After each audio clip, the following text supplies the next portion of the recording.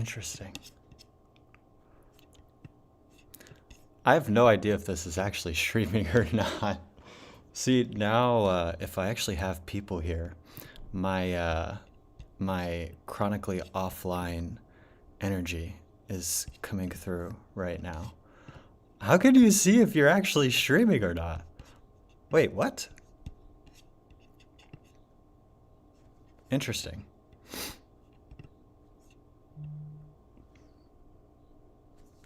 Okay, hold on.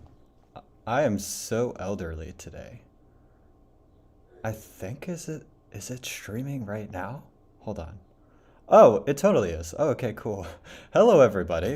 Uh, as somebody that has never streamed before, this is going to be a an interesting little excursion, and I accidentally ended the first scheduled stream. Uh, I don't. I'm using OBS, so I actually have no idea what exactly I'm doing. How can I see the chat? I don't even see the chat. Interesting. Well, I hope everybody is having a great start to their Wednesday. Eventually, somehow, some way, I'm gonna hopefully be able to get the chat up and running on my end. I might have to just be a narcissist and have my own YouTube channel pulled up in a separate tab just so I can see what exactly is going on. But my main goal is to be able to, for all of y'all that have always wanted to see what it would be like to be in one of my acting classes or take part in one of the casting simulations, I'm just gonna go through a bunch of audition tapes that some of my students have submitted to me to review today. And then from there, hopefully I'll be able to give y'all some fun lessons that you can incorporate into your own audition tapes. At least that is my primary goal. And then after I go through all of my students' tapes, then I will take a look and see if some of my subscribers have some tapes that they would like reviewed as well. Thank you, iRose Girl. I now kind of see some of the chat popping in by looking at myself. So, yeah, I'm absolutely a grandpa that has no idea what he's doing. But we're gonna start by kind of going and taking a look inside my acting community because this is where I had everybody submit some auditions for me to review today. So let me do a nice little transition over into my acting group. So let me go to join a YouTube live stream. So I'm gonna first start with Mr. Nathaniel Peter Wartner, who offered to moderate today's call. I have no idea how to add moderators, so I love that you volunteer as tribute, even though I'm not really able to use you for my purposes. But I'm gonna go ahead and take a look at least a good chunk of this audition. Now, Nathaniel, when you get a chance, can you just put a little bit more information about your about the audition that you uploaded, just so that both us and the audience have a good idea of what it is we're about to watch as we go into it. And then I am gonna have the chat open up on my phone so I can hopefully take a look at it. Okay, so let me just double check. Y'all let me know in the chat if you can hear the audition. How is your pain on a scale of 1 to 10? 3. The doctor is still advising that you stay overnight for observation. Yes, no, do y'all hear the audio? Okay. Okay. I will just assume that y'all are hearing the audio right now.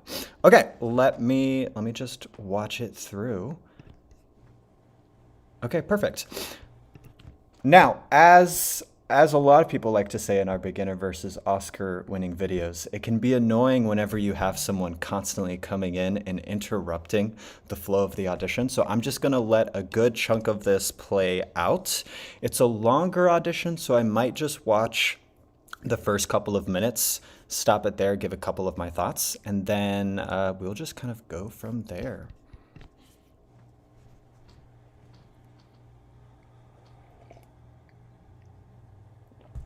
How's your pain on a scale of 1 to 10? 3. The doctor is still advising that you stay overnight for observation. Are you sure we can get you to stay? I'm sure. Okay. So, how are you feeling? Like $1,000,000. This money must have lost all value. You good?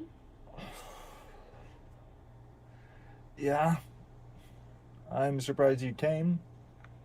Yeah, I am too. So, what happened? Billy said you got beat up pretty bad. Do you owe someone some money? No. I was just in the wrong place at the wrong time. Are you using? Hello? Pain levels down to 3. Vitals look good. The radiologist reviewed your MRI scan and it came back normal as well. Thank God I paid $2,000 for that. Well, we know you have a mild concussion and some bruised ribs, so no heavy lifting or strenuous exercise. I'll cancel my decathlon. Just take it easy and keep up with your methadone treatments. Any questions? If you had to live with one leg or one arm, which would you choose? Okay, I'm gonna just stop it right there for a little bit and we can talk a little bit about what I'm noticing so far. I actually noticed up at the top take 1 and 2, so I assume that means there are 2 versions of the scene. Which is good. I probably will only watch the first take, but I think this is a great reminder, especially because I don't always say this in my YouTube videos. Whenever you're looking to upload multiple takes, it's extremely important that you're always going in with the expressed intention of showing alternate reality versions of these characters. You don't ever want to upload 2 takes that are just the exact same choice, or sorry, the exact same character, but with 1 or 2 choices swapped, or 1 or 2 different choices. It needs to feel like a completely different way that this character could go, almost like we're watching a completely different person. And that's how you should always structure your multiple takes. So I'll probably only watch this first take just so I can go through as many people's auditions on the call as I can. On I guess the live stream, since this isn't a call. But I'm going to go through as many people's tapes as I can. So I'll probably just watch the first take. But hopefully the second take that you uploaded is like a completely different version of this character. Now, I do recognize this scene because it was from the script library of our acting group for Nicole. So Nicole, I'll give y'all just a little bit of a character description for her. Nicole has always seen the world differently. If you asked her to describe an apple, she would come up with the most unique and creative way to do so, in a way that could make you forget that she was talking about an apple. But her creativity has been slowly whittled down after developing a crippling addiction to opioids when recovering from a T-bone accident that left her in critical condition. And in 5 years, she went from promising poet to desperate addict, wrapped in a violent, soft white underbelly, ostracized from her family. But she's been getting better, and now 29 days sober, she's ready to finally come back to her mom with her 30-day chip from rehab. But her mom dies before she even has the chance. Now, first couple of thoughts I have for you, Nathaniel. Obviously, there's a little bit of a framing issue. I don't like that so much of this audition, your eye line is so far to the side that you're giving us basically 3/4 of your face the majority of the time. This is basically making it to where us as the audience are only getting half of your performance. Now, that's not to say you should never in an audition look to the side or have a moment in which you're giving us your profile, but you don't want so much of your audition to live in that profile that, again, like I said, you're only allowing us to see half of what you're doing. So that would be just the first little technical note that I would give you. The other notes that I would give you is we really needed a lot more pre-life. So pre-life is basically what happened right before this scene began, right? And I think that you, knowing you were in a hospital, were trying to show that, yes, I'm feeling a little bit of tension. I'm clearly not in my like best physicality, but I really wanted to see more of the ramifications of specifically what you're going through. So specifically, instead of you are not feeling great, I want to see like the acknowledgement that you've just been beaten up. How do you feel about just being beaten up? Are you scared about what's going to happen next? You got beaten up because you owe money to somebody. We really need to see your thoughts racing so that us as the audience have a better idea of where you're currently at in the story instead of just simply not feeling great because you're in the hospital. And then most importantly, a key part of this character is the fact that you are estranged from your entire family. And I really needed to see a much bigger change when your sister Beth walks into the room. And then I also want to see the change whenever the doctor walks back into the room. So we can see how it feels differently when it's just you and your sister versus another party entering. But more specifically, I wouldn't have gotten the sense that you and your sister are on bad terms because you didn't give yourself just that one little moment of being taken off guard when she enters. So it's just a very simple way you could have incorporated a little bit of that history. But let us keep watching, and then I'll let it go through a little bit more uncut, and then I'll give you my last thoughts. Medical questions, but I suppose one arm. Elevators get you checked out. Take care of yourself, Nick. So, how long? 29 days. Good. Keep it up. And Mom's...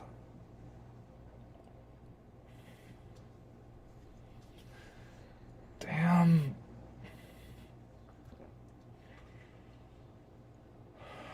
I'm sorry, Beth.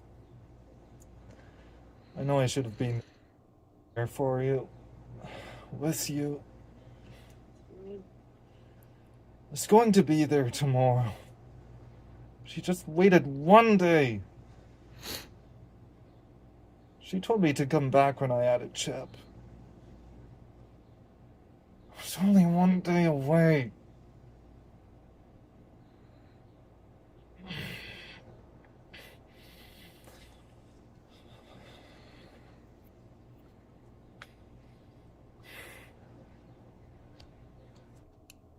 All right, nice. Action. Okay, so throughout this first scene, I think that you did a good job of changing your energy once you found out that your mom is dead. However, I feel as though you were just a little bit too aware of the fact that you are supposed to be in pain. And I feel like the amount of pain that you felt became the primary layer that was the entire scene. And as a result, we lost a good amount of like the relationship to the person that you're talking to. We lost a lot of what your objective in the scene is. And I feel like you're so focused on the pain and you're kind of forcing the pain that it's making the entire scene a layer that isn't necessarily important for this, right? You think about what is the purpose of the scene in terms of the overall story. The purpose is to, one, show the rift between you and your family, and two, to make us sit with the pain that you will never be able to make your mom proud. You have lost that chance. This is way more about the relationship between Beth and the relationship that you will now never have with your mom ever again. And you're so focused on capturing the pain that we miss all of that subtext. And it's kind of like in our newest video, a video that we just our second newest video from the beginner versus Oscar winning acting of Sinners. It's similar to our pro in that video where his drunkenness became the only color that really came through in the final edit. He was so focused on showing that he could capture the drunken aspect of this character that it's like taking this beautiful, gorgeous painting with all of these different colors and throwing a bunch of red all over the canvas. That's sort of what you did with pain in this, where there's a lot going on in this scene that you basically cover up with this one color of red, aka pain. And then I felt like you were forcing that one color just a little bit too much, which makes it feel a little bit hard for us as the audience to fully click into this as real. So those would be my main thoughts that I would give you and the things I would want to work on if we did this a second time. Have pain be the last layer that you add into the scene, not the primary layer that you care about. I'd rather you have no pain at all, but have crystal clarity on the objective in this scene and the relationship that you have to Beth, than to have pain without that relationship. Okay, awesome. So next, let us go ahead and we're going to check out, let me go back into the acting lab, look at our next person, which is going to be Mai. Okay, so this is a scene that she did from The Summer I Turned Pretty that I have actually not seen. She did it in one of Logan's classes. So Belly comes back from her date that Conrad and his friends crashed, and she now confronts him about it, and this is at the point where she likes him and he knows, but she doesn't know that he likes her too and was jealous of her date. Okay, let us check it out.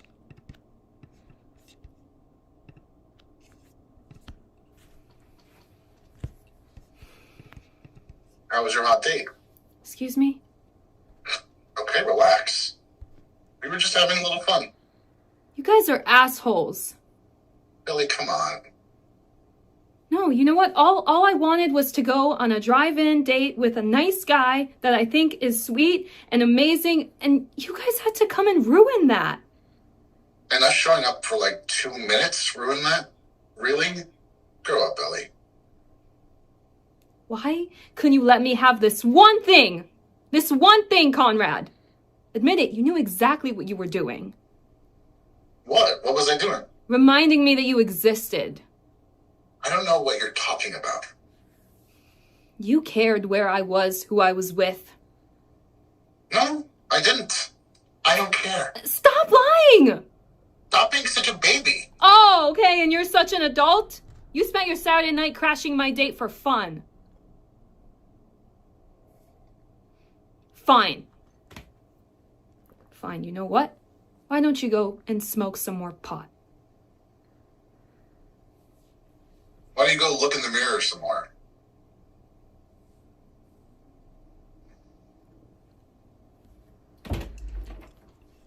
All right.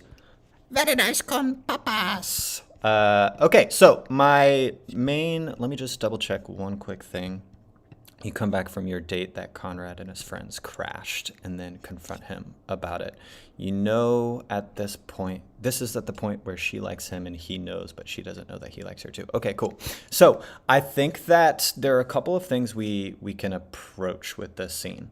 So thing number one, I did feel like you did a good job of communicating the relationship that you had towards Conrad. It was very obvious that this is somebody that was important to you.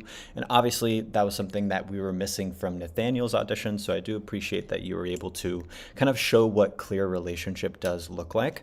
However, I still felt as though you weren't fully being affected by his words, and you had an idea going into the scene of what you wanted it to sound like and what you wanted it to look like, and then you were hitting exactly the moments that you wanted to hit. But it didn't necessarily feel spontaneous because it never really felt like what you were saying was a byproduct of what Conrad was saying. I felt as though when he was talking, you were a little bit unactivated. You kind of would keep your face in the exact same way, and then you would wait until it was your turn to speak to then have a reaction to what he said, which makes it seem as though it's planned. You were gonna have that reaction no matter how your scene partner delivered those lines. And obviously I can hear that that's Justin. The really cool thing I love about the acting lab is that you'll always have access to tons of actors that you can meet up with outside of classes for scene partners. And Justin's phenomenal. Like I love every time I see Justin as a scene partner because even when he's doing a cold read, he fully commits to his scene partners, which is great. It allows them to have a lot to feed off of. And I didn't really feel like you were feeding off of the energy that he was giving you. I felt like you were forcing the energy you wanted to have that didn't fully mesh with what Justin was bringing. And so we end up with this sort of out of sync performance. Now, obviously, whenever you're looking at a scene partner, if you are somebody's scene partner, the last thing you want to do is try to outshine the person auditioning, right? You don't want to be in a spot where you're trying to overdo the scene and you overact the scene, which forces your scene partner to then have to overact with you. But you still, as a scene partner, want to do your best to give them as much as you can to work off of, right? And that's why I genuinely will say that who you choose as your scene partner in an audition is equally as important as all of the prep that you do in your audition itself. I can honestly tell you that whenever you're looking at, oh, am I going to audition with just my sister or am I going to audition with an actual actor? The auditions you do with an actual actor will typically land better because they'll know how to give you what you need.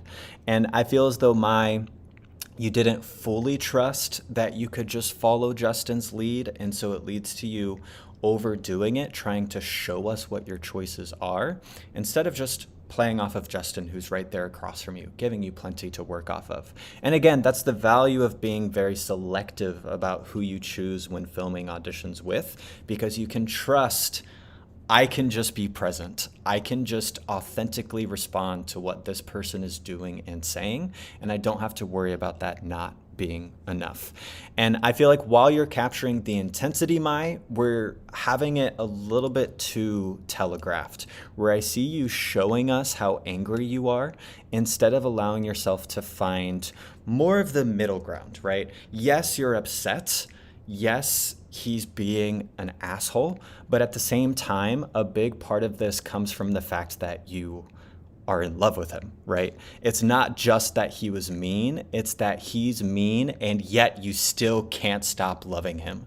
And I wish we got to have a little bit more of that layer come through in this scene instead of it just being pure anger.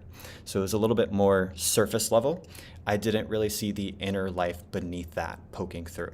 And whenever you think about what is the difference between superficial and in-depth, superficial just means everything is right there on the surface. Depth means that there is something hidden beneath that you can't quite see. And I think that everything you were feeling was right there on your face, on the surface, and we could have seen a little bit more of, again, the love poking through, just to further emphasize that aspect of the character. Okay, awesome. Let us next go to Issa, who has some feedback on a Luther scene that she shot not too long ago. Oh. And she's playing Alice. So Alice is a little bit of a smart cookie. Oh. Okay. You Oh, hold on.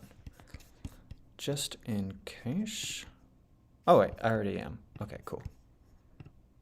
started Oxford. 570 days ago. That's incredibly young. It's no surprise you didn't fit in. Bit of a freak, really. But I imagine your parents were proud. Very. There were trending articles. Pictures of my mom, dad, and me all smiling at the library. They did what any loving parent would do and locked me in a room, gave me books, told me to analyze, until that fateful day arrived and I proved tangent minus 1x. They got me a pretty dress, got me in the news, and that detective was history. Ms. Quinn, behind all the headlines and degrees, what was life really like? Did you love your parents? Did they make me a freak? Yes. Did I resent them for it? Deeply. But did I murder them? No. Well, resentment can be a very strong motive.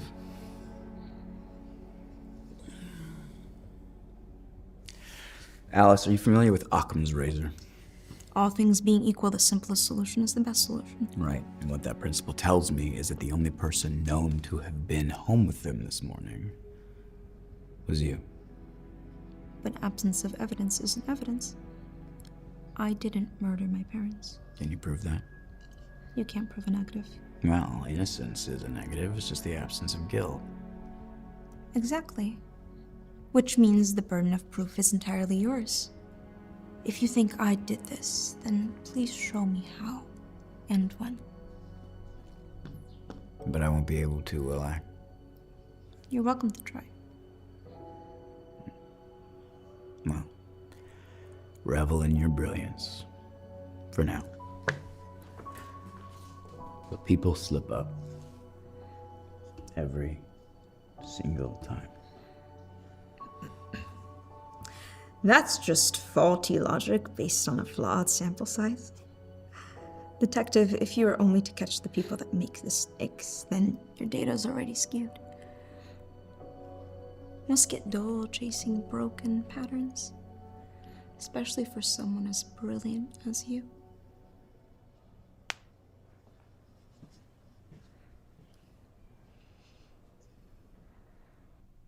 All right, nice. I love that we got to have that mask slip moment towards the end where you get to show a couple of different layers to this character, where you have the sweet, innocent, naive version of yourself that you like to show people, in contrast to then the more calculated darkness underneath that we get to see more towards the end. Now, we've recently been working a little bit on this scene in class, since I know you're about to do the scene again either today or in a couple of days. But one of the big things that I'm noticing in this scene is that you're a little bit too much on your back foot. You're a little bit too inactive and passive in this scene in a way that honestly reminds me of a conversation I had with Ice-T when I did Law and Order. And it's something that really stuck with me, where he said, I have done this exact type of scene with hundreds of different actors. It is on you to be the one that makes this scene feel different. It's on you to be the one that makes this land differently for me. Because I know this scene. I've done this scene many times. You're the one in the driver's seat. I am playing off of you. And that's very much so what this scene should feel like. I feel like Luther is kind of the one in the driver's seat right now. He is the one determining how this scene ends up going. And realistically, it should be the opposite. You as the perp, and specifically if any of y'all ever get into guest star auditions or guest star roles and you're the big bad of the episode, you as the perp, you as the bad guy, need to be the one that changes and affects the person across from you.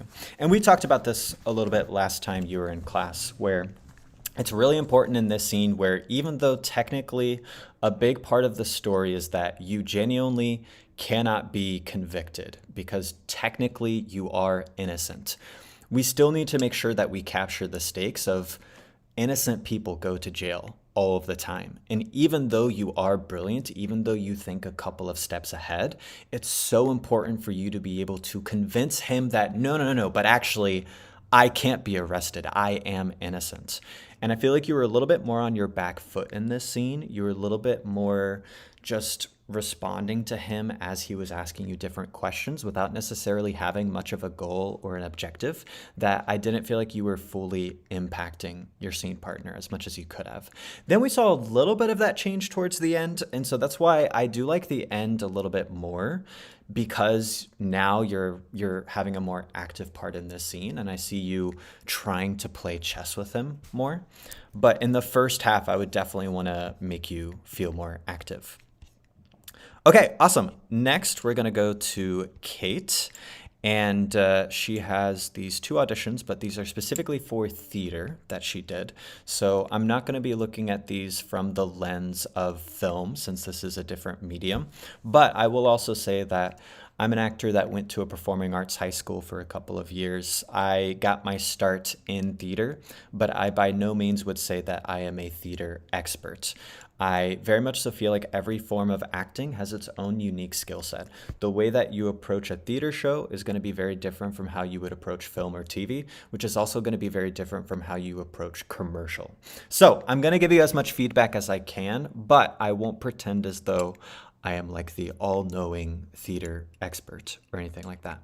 So that's further emphasized by I have not ever seen Othello or Sylvia, so I'm not really sure a whole lot about the context of these two scenes. But I'll try to look at them as best as I can, just from an acting perspective, and give you any thoughts that I have.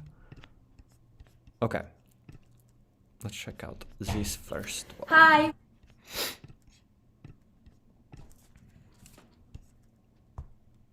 My name is Kate Bergwall, and I will perform Emilia's monologue from Othello and Sylvia's monologue from Sylvia.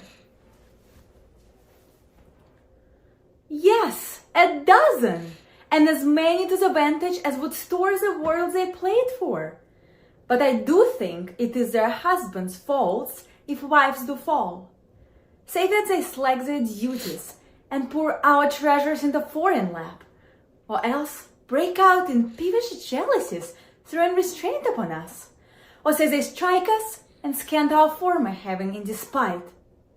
Why we have goals, and though we have some grace, yet have we some revenge.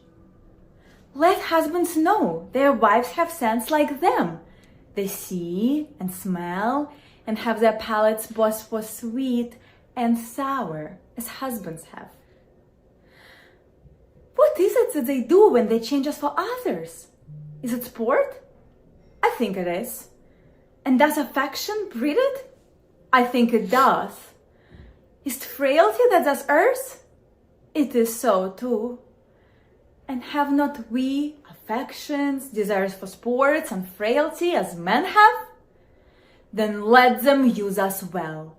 Else let them know. The ills we do, their ills instruct us so. Okay, so a couple of thoughts with this. First, I'm going to give you just a purely technical note. This is very tiny. This is not really that important at all, but you just have a tiny bit too much headroom. Generally, you want to do your best to basically be framed up exactly the way that I'm framed right now. If I was actually doing an audition, obviously I would clear all of this stuff from my background, but generally you want it to be chest up with just the tiniest amount of headroom, and you just have a slight bit too much, which just looks a little bit awkward. So again, it's not that big of a deal. It's not like you're going to be in a situation where someone is going to see that you have a couple inches too much headroom and say, and that is the reason we are not going to give you the role. But it's still something to keep in mind whenever you are framing yourself up, just so that you don't have these tiny little technical things that make it look just a little bit weird. Now, the primary feedback that I have for you is that you are definitely making some of the most common monologue mistakes that I see. The most common one is the fact that I can really tell that you're just saying this to a blank spot on the wall. I don't really feel like you're actually talking to somebody.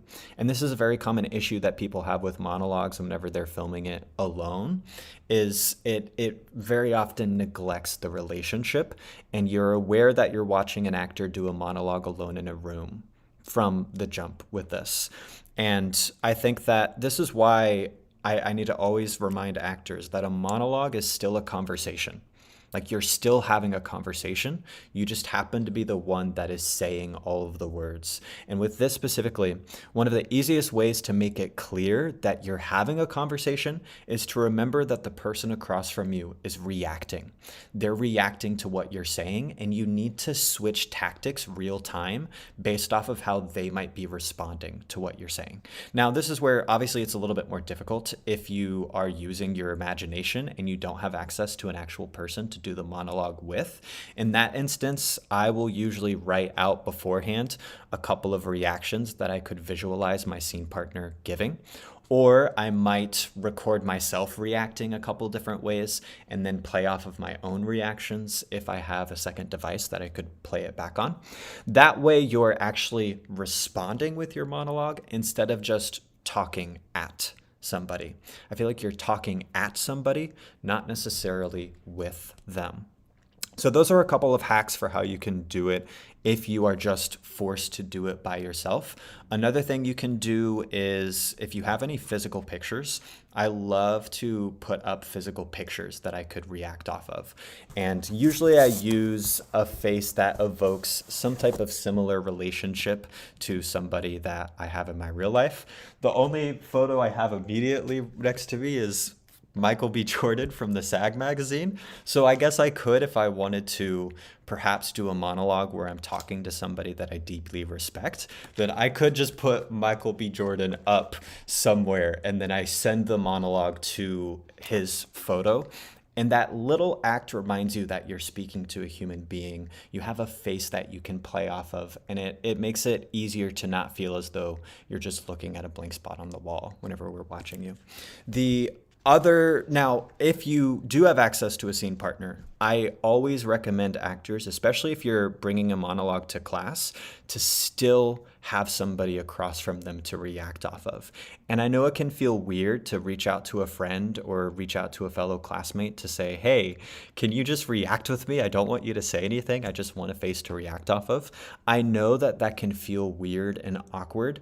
And especially if you're on a time crunch, it sucks to have to rely on another person to film your monologue. The beauty of being able to do a monologue by yourself is that you don't have anybody else's schedule to contend with. But I promise you, it 10x's the final performance to be able to see you actually playing off of a person, even if it might be a little bit awkward and give you a little bit more time restriction. But sometimes too, time restriction's great. I know a lot of actors that will force themselves. I'm pretty sure our second teacher, Logan, he will make sure he only allows himself 3 or 4 takes so that he doesn't get into overthinking territory. It's so easy when you go into an audition and know that you have hours and hours and know that you have hours and hours and hours that you can devote towards an audition to just go over and over and over and over again trying to get the perfect audition, the perfect take. But inherently, that search for perfection is what leads to boring scene work, because as soon as you're hitting the quote-unquote perfect take, you're probably doing what is expected. You're doing the exact thing that probably every other actor would do, because your view of the perfect performance is just going to feel technically perfect. When I did all of my auditions, I had this big 3-hour video that I posted in the acting lab. Let me find it. I post a bunch of different stuff in the acting lab, so it might take a little bit of time for me to... Yeah, there's this one video I posted of me just roasting my auditions from last year for 3 hours straight. And most of what I was realizing in this big 3-hour video is that I was doing technically good work where, because I was an acting teacher, I knew exactly how to do what would technically on paper be a good performance, but all of them sucked because they were technically good. You could so clearly see that I was hitting technique instead of actually being grounded and present in the work. And so sometimes whenever you're giving yourself too many takes, you start to slip into technically doing good acting because you're trying to have the perfect take that has everything that technically means is a perfect take, that you lose out on the spontaneity that actually makes a good take. And this is where the best acting is the most spontaneous acting, 100% of the time. And so when you force yourself into only having a couple of takes, in this instance, if you force yourself to only be able to have the amount of time that the person that is helping you as your eyeline has, it allows you to be more spontaneous in a way that will lead to ultimately better work. Anyway, let us now go to let us go to your second audition. I'll give you some thoughts on that. The other thing I was going to say, The other thing I was going to say is that with this monologue, I don't really see you changing tactics. I just see you saying the words, and every single line has the exact same intention. And this is one of the mistakes that actors have whenever they're first getting into objective work, where you know that great acting is acting that has a clear objective. But some actors, when they first start incorporating objectives, are so focused on hitting the objective that every single line has the expressed intention of achieving that objective. And the reality is that you need to treat your objectives like a compass, right?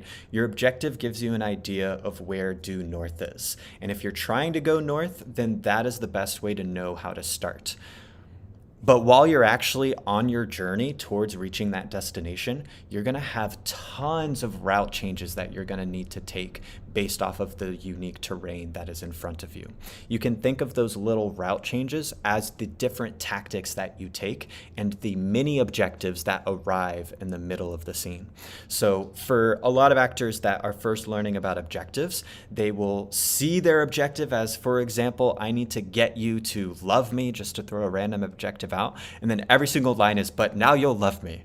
And now you'll love me, and you need to love me, but now you'll love me, and you need to love me. And it just gets a little bit repetitive because every line is carrying the same intention, instead of allowing that objective of I want you to love me to be a compass that gives you an idea of where you're going, but then based off of what the person across from you is doing, you can change those objectives. Many objectives will appear. Tactics will have to be changed to get what you want.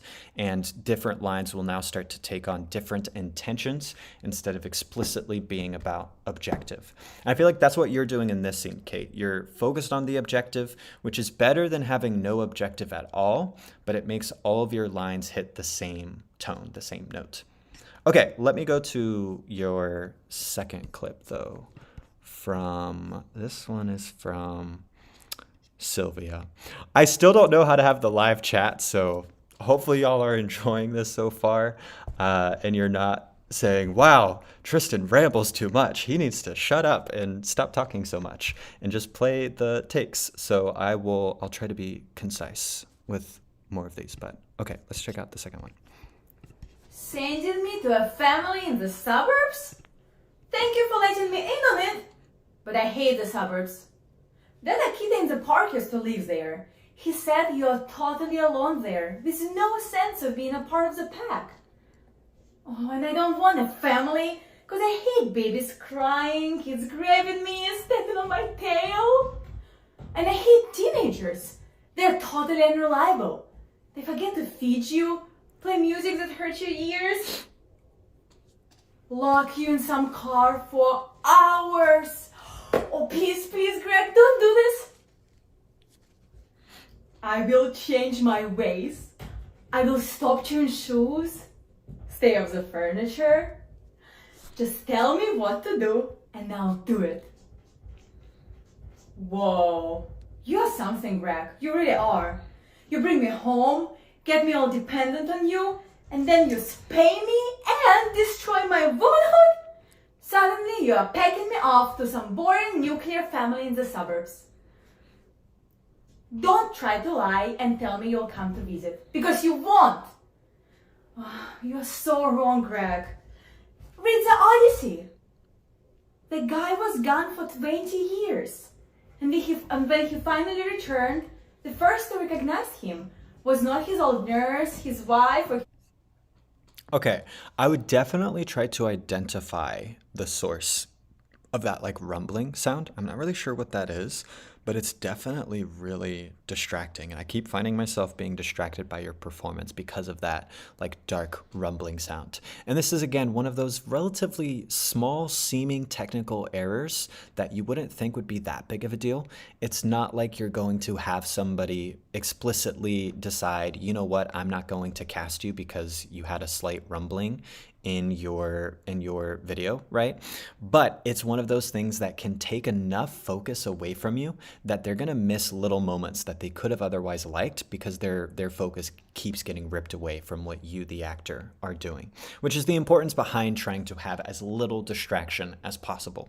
An audience might not necessarily know that they're not enjoying your performance because of a technical issue, but it can lead to overall a lesser opinion of the performance, not because you did anything wrong, just purely because of the technical issues that have arisen. Now, I do think that this one is better than your first take. And I think that it's better because you're at least having those tactic changes. The first monologue I saw from you was very one note, but this one I see you trying different things and you have different intentions in each line. It is more on the rehearsed side, and I see you making these transitions a little bit too obviously. You're not really allowing yourself time to process what you're saying and discover what to say next. So we are still missing that layer of spontaneity that is really important.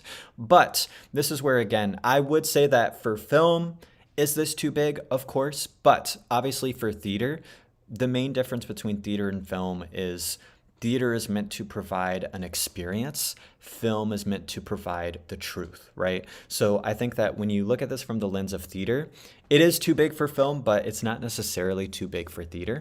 But theater doesn't mean you're not discovering what to say next. Theater doesn't mean it's devoid of truth. It simply means that it's going to have to be exaggerated a little bit more to create the right experience for the audience, no matter where in the theater they happen to be, right? So I still see you forcing these moments, and I see you doing what you planned to do. And even though theater is more rehearsal based than film and TV, we as the audience don't want to see the rehearsal coming through. And I think in general, Kate, you're going to really benefit by embracing more spontaneity in your work. I think you probably have a really great work ethic and you put a lot of work into the scenes that you do. And it seems as though you come in with very strong choices, which I appreciate. But a lot of becoming a better actor is about replacing strong choices with strong opinions, where it's not about being the boldest you can be. It's not about having the wildest, acting choice. It's actually about having the strongest opinions possible of everything that you're talking about, and then trusting that by having a strong opinion of what you're saying, strong choices will naturally emerge in a spontaneous fashion. But I see you showing the acting choices instead of having opinions that lead to choices, which are, the main thoughts that I have. Okay, let us next go to Kaylin. Nice. This one is for Self-Tape May. And you, of course, have many notes for yourself. But if you gave yourself more time and more takes, you could probably get it where it needs to be. Any and all thoughts are appreciated. The scene is from Unbelievable, a mini-series based on the true story of an 18-year-old girl accused of lying about being assaulted. The police charged her with falsifying a police report, even though she was actually telling the truth. And this scene is a court-mandated therapy session. Awesome. Another thing I'll just quickly point out is my favorite audition that I see from the acting lab today is going to get a free copy of one of my favorite books. I'm still going to, depending on the amount of time I have left, see if I have time for some subscriber auditions as well. But my favorite acting lab take, I'm going to send a free copy of one of my favorite books. I think it's going to be...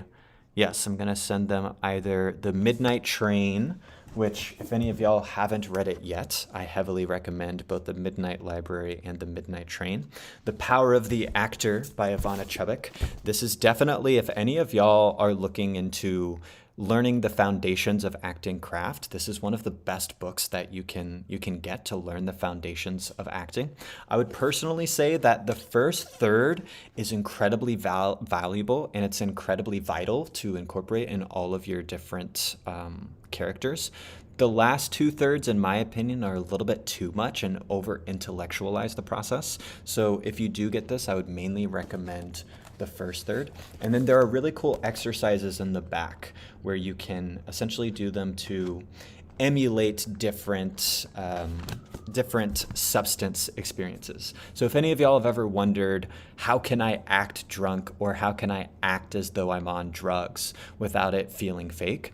This book has some exercises at the very back that allow you to create a physiological response in your body that is similar to the experience of being on whatever substance you're trying to emulate without you having to actually do the substance. And that's really important because it's most of the time not about faking your body to make it seem as though you're feeling something that you're not, but rather about learning how to manipulate your body to create real physiological responses to where your body isn't acting. Your body is just experiencing the truth of the scene.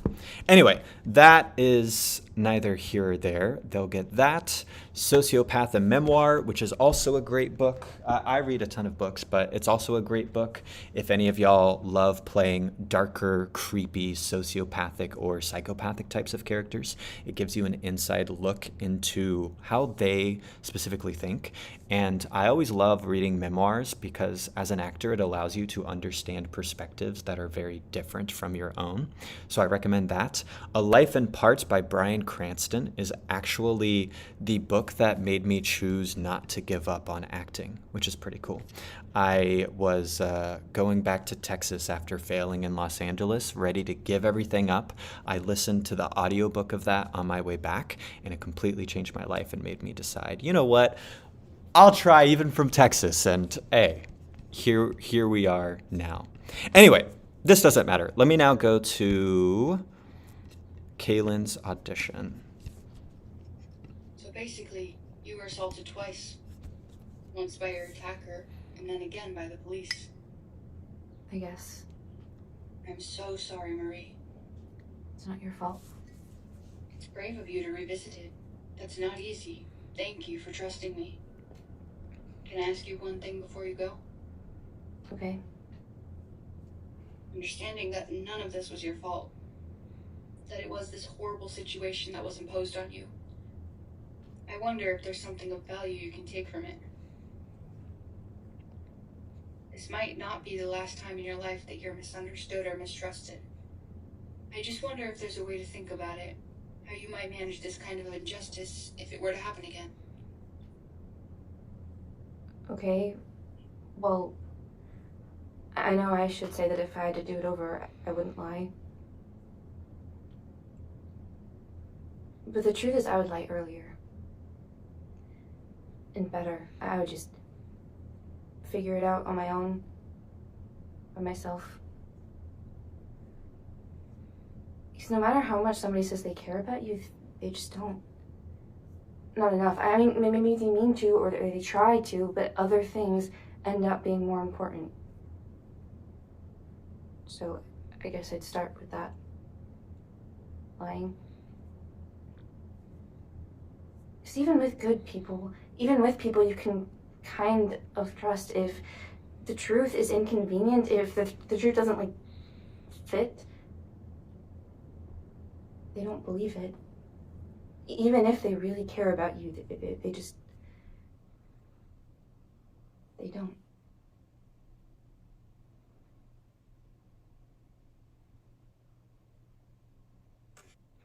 Nice. Heck yes. I love that. Definitely, I would say this is one of my favorite ones I've seen so far.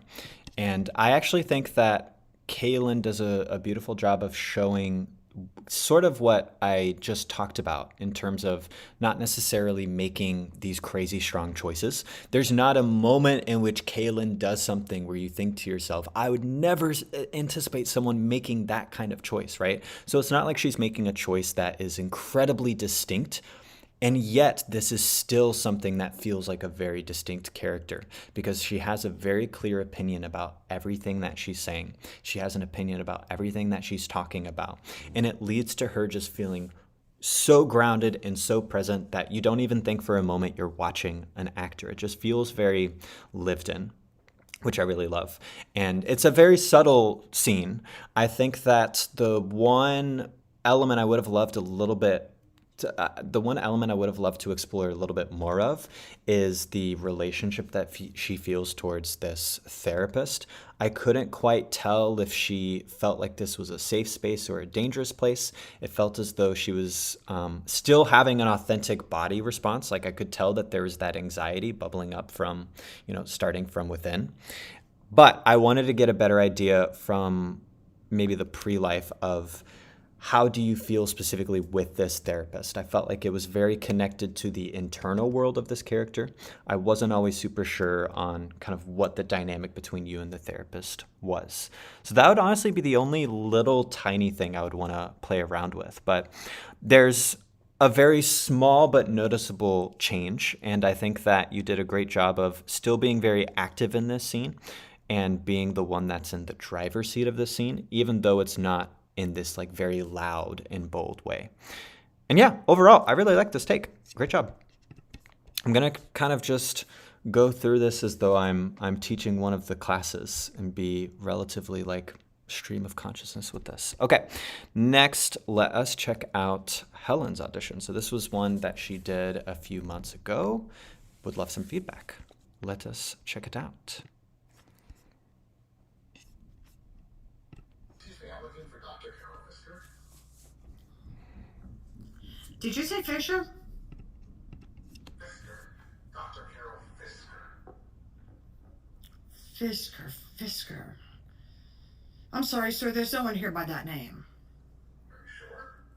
I'm positive I've worked here since the hospital opened. Why would that matter? Would you like me to check the system for you? That's great. Nope. As I said, no Fisker. To be clear, let me check Fisher. That's not the name, though. Could she have been released? Do you know what ward she works on? She doesn't work here. She's admitted with a head injury. Oh, a patient. Emergency's around the corner. Jesus Christ.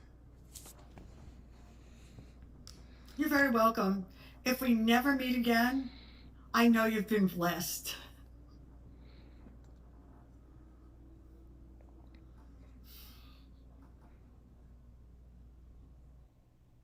All right, nice. Yeah, this is definitely a classic example of a strong co-star audition where most of the time co-stars are doing one of three things. They are either establishing the world in which they operate in, they are revealing something about one of the main characters, or they are just moving the plot forward and revealing some type of important backstory or some type of important exposition that is required to move the plot forward.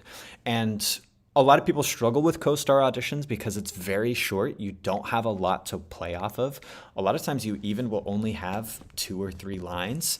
And when you only have 2 or 3 lines, most of the time actors kind of can actually overthink them and overdo them. They want to really show that they are perfect for this nurse or for this doctor, and they'll create way too much backstory, way too many strong choices that ultimately distract from the story instead of adding to the story. And co-stars really need to disappear into the background to make sure that the story is always the first and foremost thing that takes priority.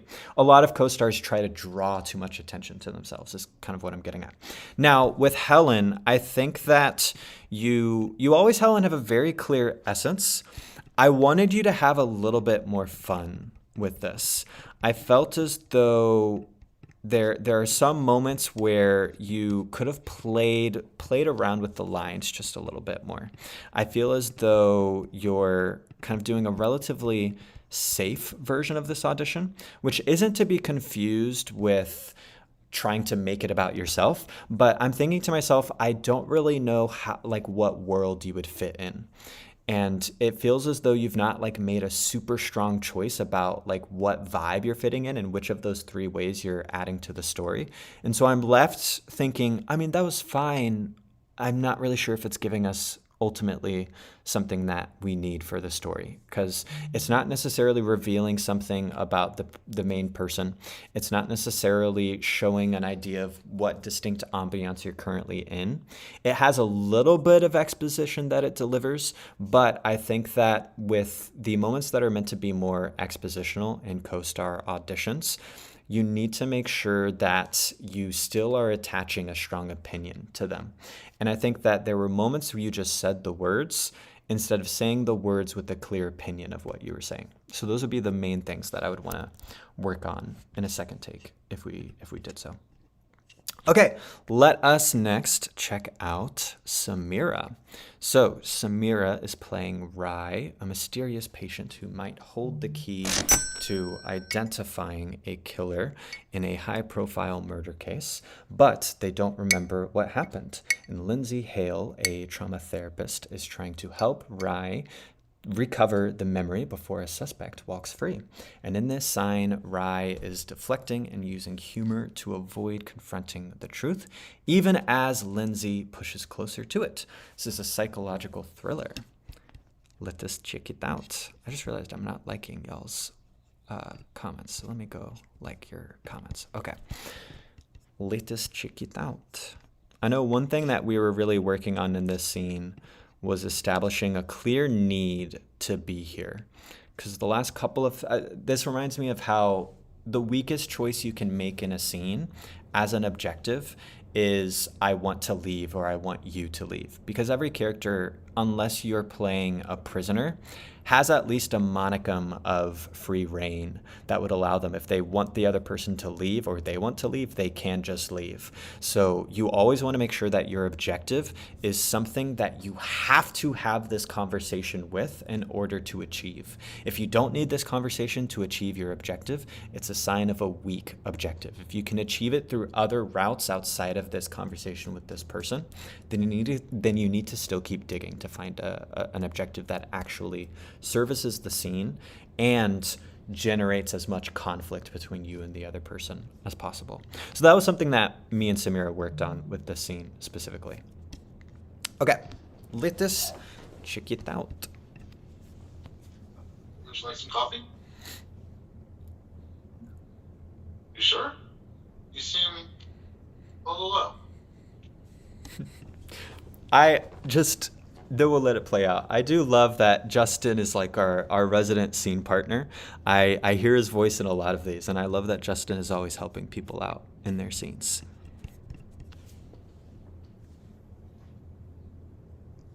Would you like some coffee? You sure?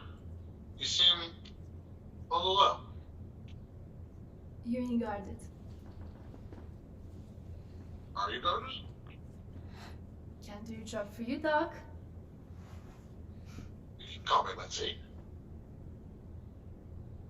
What? That's my sister's name. It was anyway. I know. You know everything about me, huh? No, but I'd like to learn. That's why you're here. Well, good. I was wondering. Why do you think you're here? We both know the answer to that question. Can I be honest with you? Most of our time together is going to be discussing things that both of us already know, but only one of us is actually aware of. That's a good line. You use that on all your patients. No, just the good ones. Is it true, or is everything here is it arranged in a manner to get people open up or whatever? Absolutely. For example, that candle emits a very specific aroma that makes you more susceptible to my Jedi mind tricks.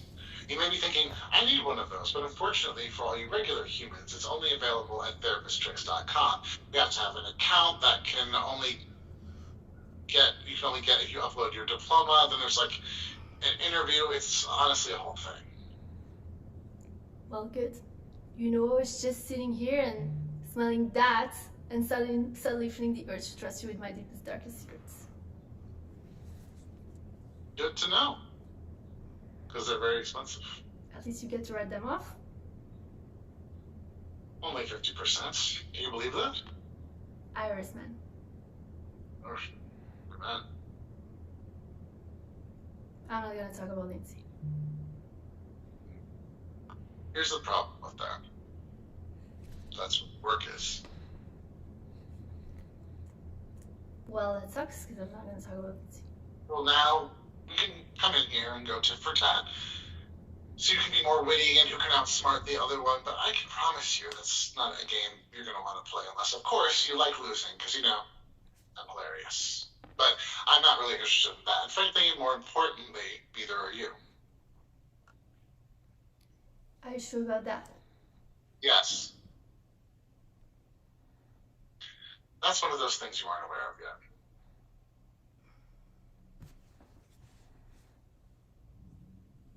Do you have Splenda?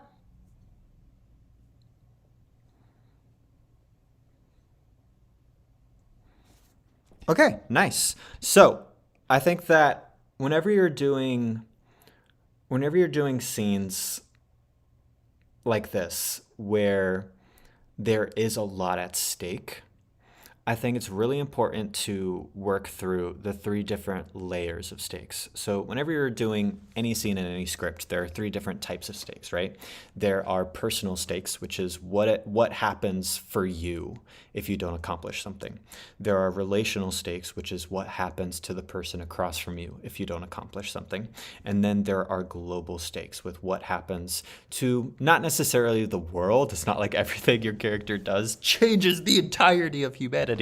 But it's important to know globally in terms of the overall story, what happens if you don't accomplish what you need to. And you can look at this through the lens of this scene very easily because essentially you are coming to the shrink so that you can remember I forgot the specific subtext, but you're trying to remember something that could help you solve the murder of your sister, right? Like that is very high stakes. Not only personally do you perhaps want justice for your sister, unless you make the decision that you're involved with it, in which case personally you need to make sure you don't remember because you don't want to let people on to the fact that you were involved in something. I mean, that would be a little bit of a different look into the character, but that's just an example of personal stakes. Then you have the relational stakes of what happens in this scene with you and the therapist if you don't remember what you need to remember. Now, relationally in this scene, the therapist has to work even harder. The therapist has to have more sessions with you. So do you want to have more sessions, right? Is that something, do you want to just get one session and be done? Or do you want to have to be forced to come here every single week over the next few months to do these sessions, right? Those are relational stakes. Then you have the global stakes of what happens to the story if you don't remember. Your sister's killer gets away scot-free, right? And I think for all of the different stakes that are involved in this scene, you don't really seem super activated in the beginning. This seems like a very normal conversation that you would have with a coworker. It doesn't necessarily feel like a conversation you would have as you're trying your hardest to solve the murder of somebody that you desperately loved. At least that's a way. This is where your job as the actor is to make whatever decision you would like to make, right?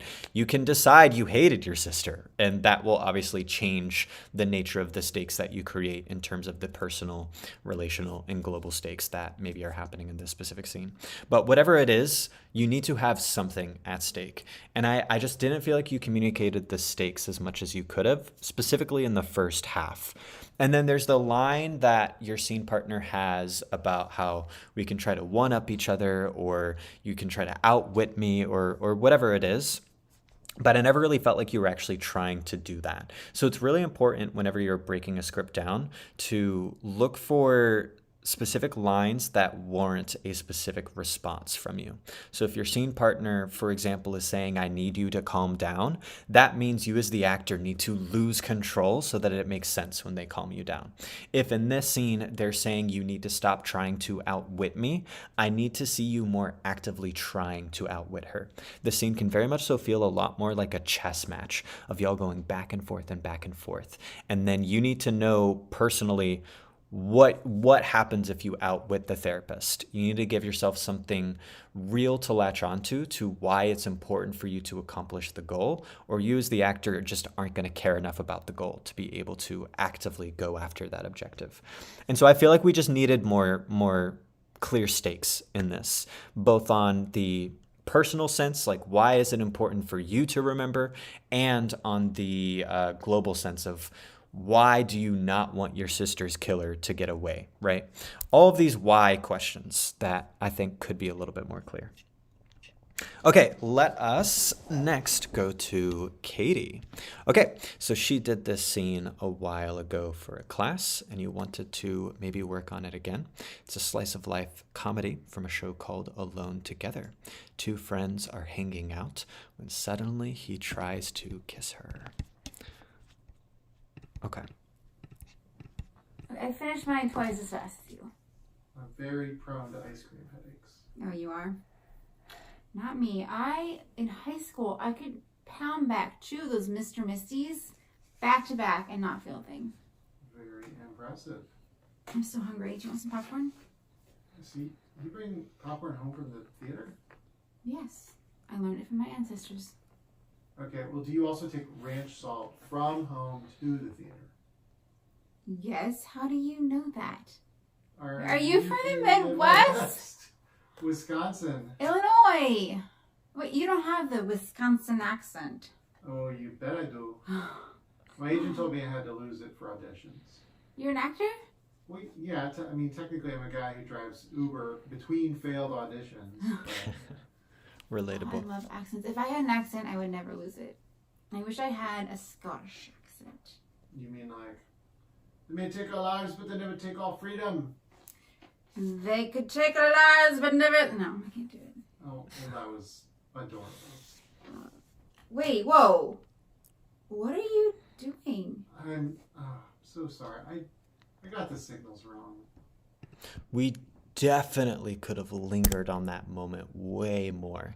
This is the pivotal moment in the scene where everything changes. You need to allow that to breathe. And I like the idea of there even maybe being this intimate quiet before then he leans in so that we build that tension up. And a lot of comedy is about knowing when to slow down and when to speed up. Because obviously if you slow everything down, you lose the momentum and you're not able to undercut the audience's expectations. Essentially, comedy is all about subversion of expectations. The laugh comes when either A, you have a subversion of expectation where something happens the audience doesn't expect, or you say something that is relatable, right? Or another version of comedy is the way that a normal person responds to a completely crazy psychotic person, right? Or a weird person. The straight man in a scene, if you will. Kind of like Jim in scenes with Dwight, where what's funny about Dwight is not just that he's being crazy, and that's why if you just have 2 weird people together, it's not always as funny as one weird person and one normal person, because the audience doesn't just want to see how someone is gonna be weird. The funny thing about someone being weird is then how a normal person responds to that person being weird. The response is what gets the laugh, not simply the weirdness. And the best example of this is, the show Impractical Jokers, right? We don't watch Impractical Jokers just to see them make jokes and to see what they do next. We watch it because we want to see how normal people respond to the craziness of their antics. It's the thing where whenever they're giving the line for, the Joker that is currently going, whenever they're giving one of them the line that they need to say next, it's not funny when they just get the line. It's funny to see how the Joker responds when they hear what they have to say, and then when they say it out loud, how the person they're saying it to responds. So all that to say, this is where I think that when it comes to comedy, you want to keep it fast so you have enough momentum to be able to subvert those expectations. But then you need to slow down when we need to give the audience space to react and digest what is happening, when the joke comes from the reaction. So keep it fast when the joke comes from subversion of expectations. Then take your time when the joke comes from how the other person responds. Now, that's not always true. What you'll notice in most rules, in anything in life, is that there are always moments that rules can be broken, right? So sometimes if your goal is to undercut the audience's expectation, that is a good moment to add a beat. If the idea is they think that they're going to go some way, and you build that tension until then you undercut it with the funny line after the audience thinks they're going to say one thing when they actually say something else. So it's just all about knowing what the intention of the joke is, and then you can adjust the pacing based off of that. So all of that to say, I wanted you to take that beat, take that pause when he leans in instead of barreling through it, because then us as the audience don't have time to really digest the fact that he is doing the lean in for the kiss. Okay, but let me finish the rest of this. This literally never happens to me. Oh, I find that hard to believe. Wes. Okay, well, before we kiss, there's a few things that you should know about me, okay? Like, number one, my lip skin sheds every 2 days. Have you tried chapstick? Of course I have.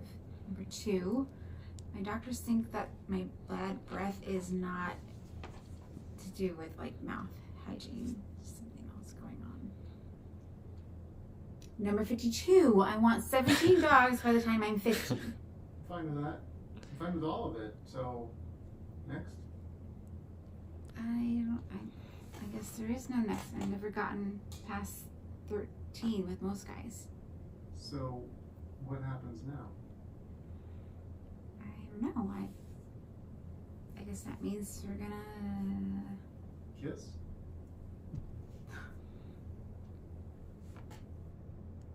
Nice. That's a very cute scene. The last couple of thoughts I would give you is one, I would have loved if you had a slightly different opinion and intention for each of the reasons or each of your different rules for kissing or the different things that go into you kissing. It's really important whenever you have a list as a line where you're saying multiple things kind of all throughout a scene to make sure each item in the list has a slightly different delivery and a slightly different intention. Otherwise, every item in the list will sort of blend together and none of it will really be very impactful. It'll feel like you're just droning on a shopping list and the audience basically loses their interest. So I would have loved if you had more of a difference in your intention and your opinion about each of these specific items in your reasons why kissing doesn't normally go great for me list part of the scene. And then I wanted to see a slightly bigger difference energetically from the 3rd to the 52nd when you have the cross dissolve, especially since you said no one's ever made it past 13 before. By the time you get to 52, your character knows this is something special. And I think you could be more clearly overjoyed that you've made it to 52 in this scene. But overall, I love this take. I think you did a great job of bringing a very interesting perspective.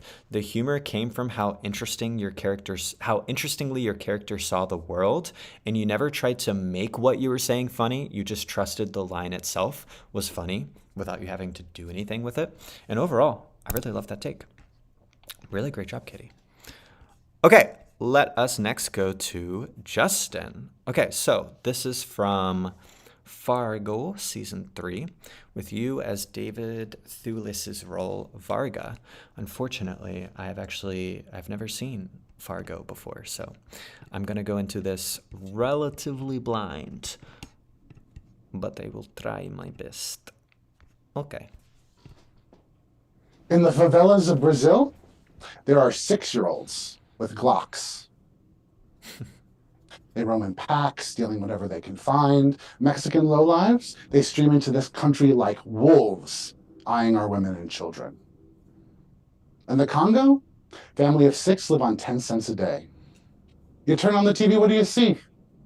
Boat people. Mass migration. You're living in the age of the refugee, my friend. Look, if you won't take back your money, well, I can't make you. You see it, don't you? Millions of people bought houses they can't afford. Now they're living on the streets. 85% of the world's wealth is controlled by 1% of the population. What do you think is going to happen when those people wake up and realize you've got all their money? Hey, I just charged for parking. You think they're going to come asking questions? With their pitchforks and their torches? You live in a mansion. You drive a $90,000 car. It's a lease through the company. Look at me. This is a $200 suit. This tie I'm wearing, secondhand. I fly coach. Not because I can't afford first, but because I'm smart.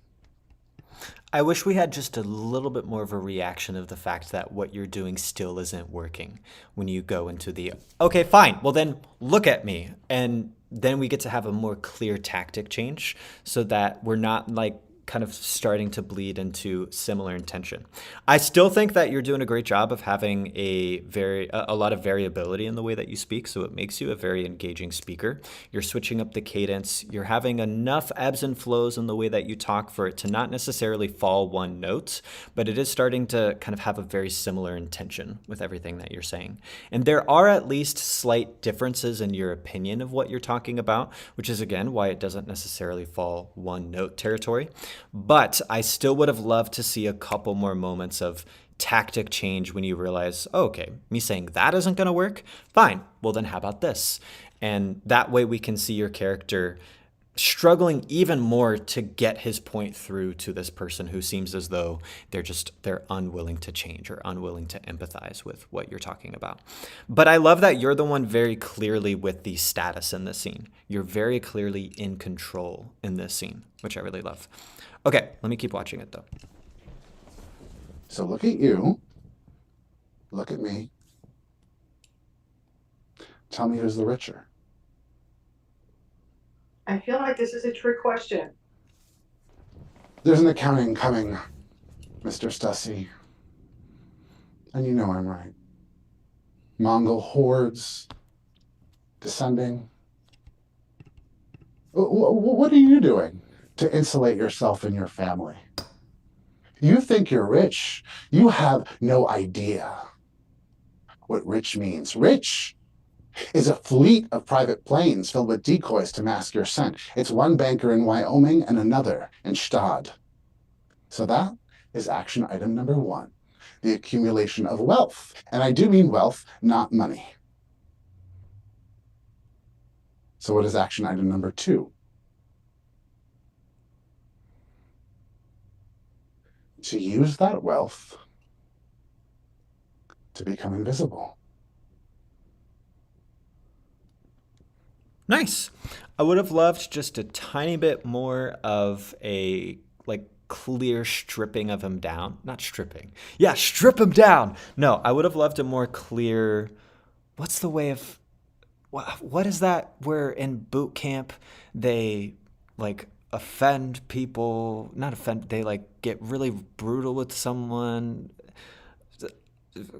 strapping some, I don't remember what it's called. There's a specific terminology around it, but I would have loved if you very clearly were trying to get him to feel like a disgrace of a human being in the last section. I felt like you were unloading how you felt. You were expressing how you felt, which is great. But I wanted it to even more clearly be from the perspective of trying to accomplish something. I wanted to see you try to change him a little bit more in the end instead of simply expressing your opinion.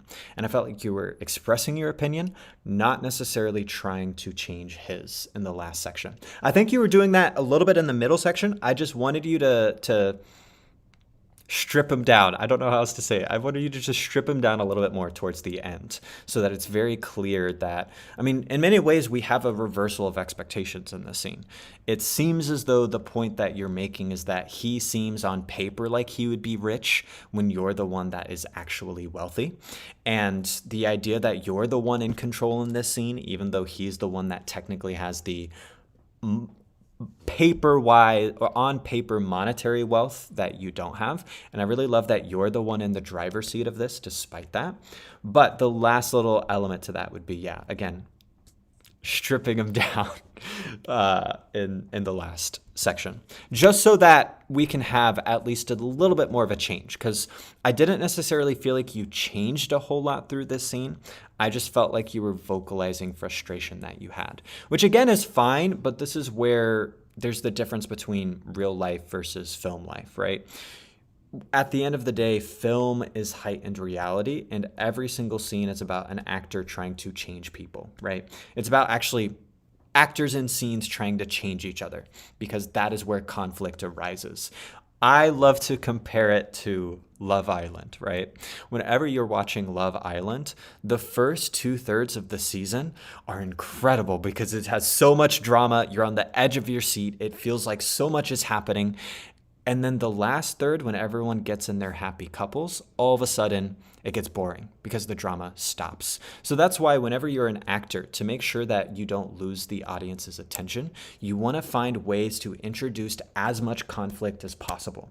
Which is why in this situation, yes, I think you're doing a very real, grounded version of this character. And I would even say that this is something I would 100% love to see on set.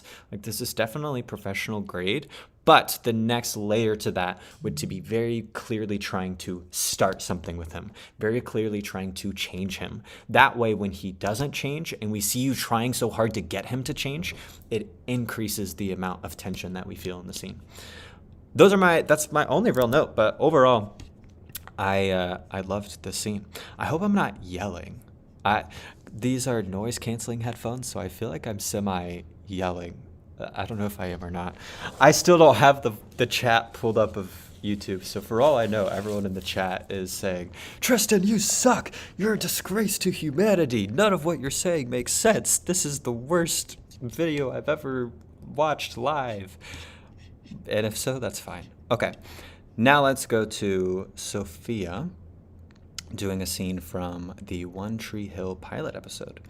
Peyton's car has broken down, and Lucas has come to tow it away. Yes, we worked on it in class yesterday. And yeah, I'm sure you've made an improvement. You already made an improvement when we did the second take. So I'm excited to see how you took even more of those notes.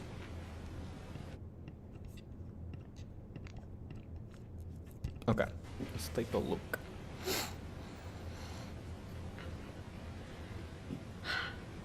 That's me inside your head. What? No, Fox. That's me inside your head. It's a lyric from the... Yeah, I know the song. Nathan, my car broke down, so you'll have to come pick me up.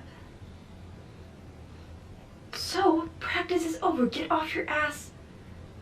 Look, it'll take you 10 minutes tops. I'm on the side near River Road and... Yeah, well, it sucks to be you. Sure you better ride?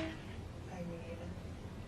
This is one of my personal pet peeves. This is not something that has any basis in audition tape etiquette or anything like that. It's just a personal pet peeve that I have, which is I hate whenever I see an actor just using their empty phone case as like a mock phone. I would actually say I would rather see an actor mime a phone than have an empty phone case that they're using as the phone.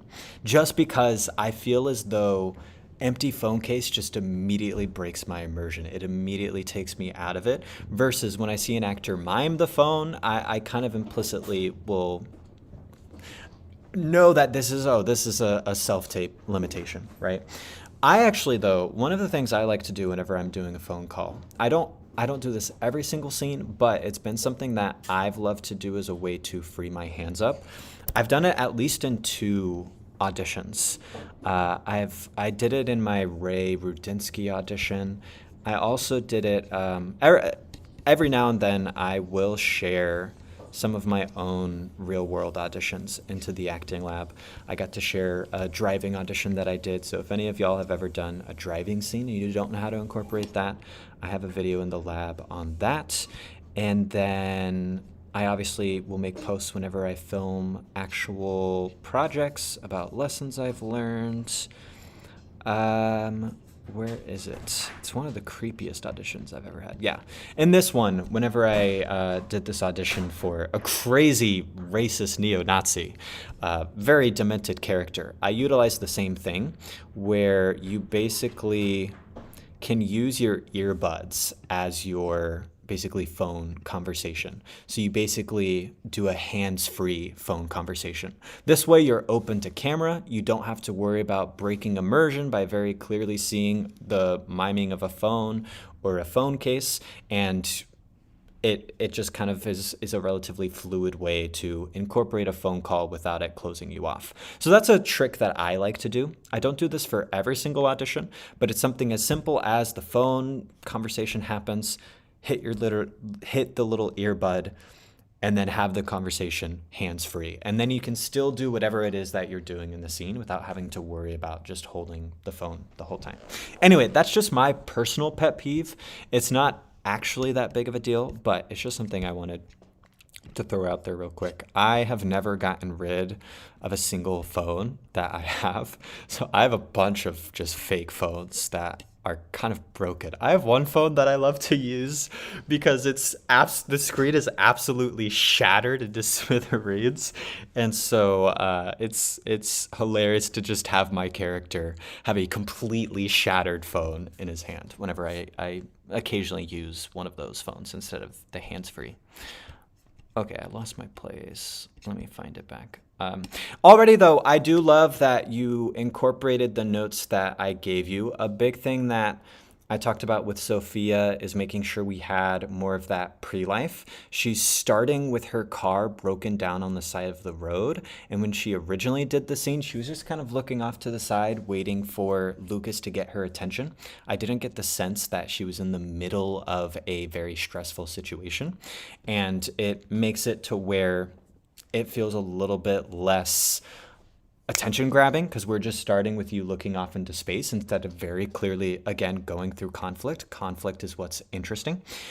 But what I will say, Sophia, is that, and this is very common, I know you're still relatively in the early stages, but you took the notes very literally, and I feel like you forced the notes instead of finding a way to settle into your body, settle into the scene, and then allow the notes to just happen. So if, for example, you receive the note of make sure that at the beginning it's very clear that you're going through a stressful situation, you don't have to then act and show, ugh, you know what, this sucks. I hate that I'm in this situation. You can just spike your adrenaline. I like to do hyperventilation and some jumping jacks, maybe even some push-ups to immediately spike my adrenaline, which is going to naturally add that sense of urgency into my body without me necessarily having to act urgent.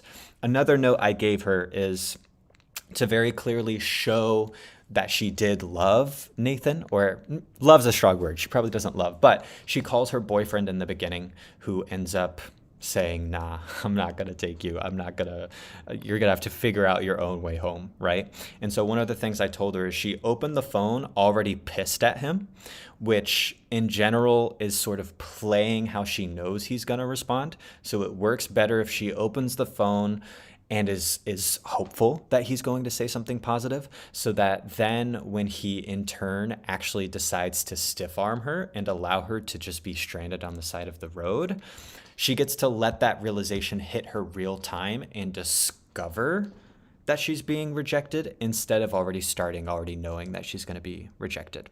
But it's the same thing, Sophia, where I saw you take that note, where the solution is not just, and now I'm going to act like I'm desperately in love with him. The solution is just, okay, let me answer my phone, calm down a little bit because he's about to be my savior. Hey, can you come help me?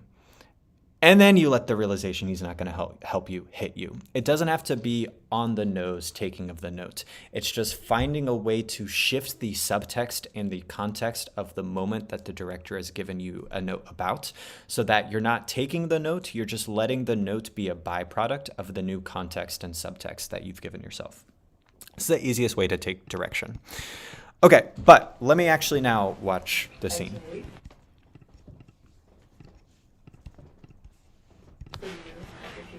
That's exactly what I want. Just have your dad come me over with an estimate, okay? My uncle. If that's your story.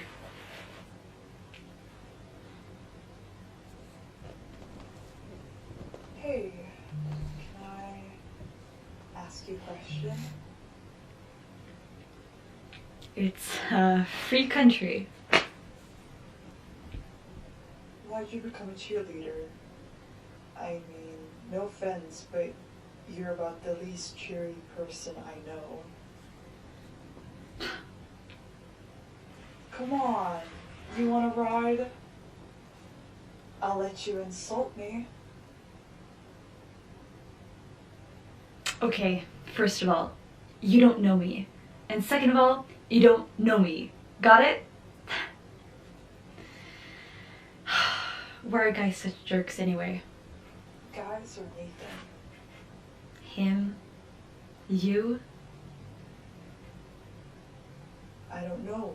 We share the same father. Yeah, I heard about that. He's kind of an ass. So, that must suck, seeing him around. For my mom. I never knew him. But she told you he was your dad? Eventually. We used to play in the junior leagues together, me and Nathan. Basketball? Yeah. I loved it. And I was good at it. You ever had something you knew you were better at than almost everyone else? Sex. Joke. Nice. See, I like that you let that land. Y'all notice how that joke lands because she allowed space for it to breathe so that then the comedy comes from the reaction of the other person. That's utilizing the pause whenever it's the reaction that is funny instead of the specific subversion of expectation. Anyway, the guy started Ain't teasing nobody. me about it. That Nathan's dad was mine too. So I asked my mom and she said he wasn't. But when we got home I heard her crying in her room and I knew it was true. So I never went back. I told my mom it was because I didn't want to have to see his face, but it was mostly because I didn't want her to have to. Why did you tell me all that? I mean, we don't even know each other. Maybe that's the point.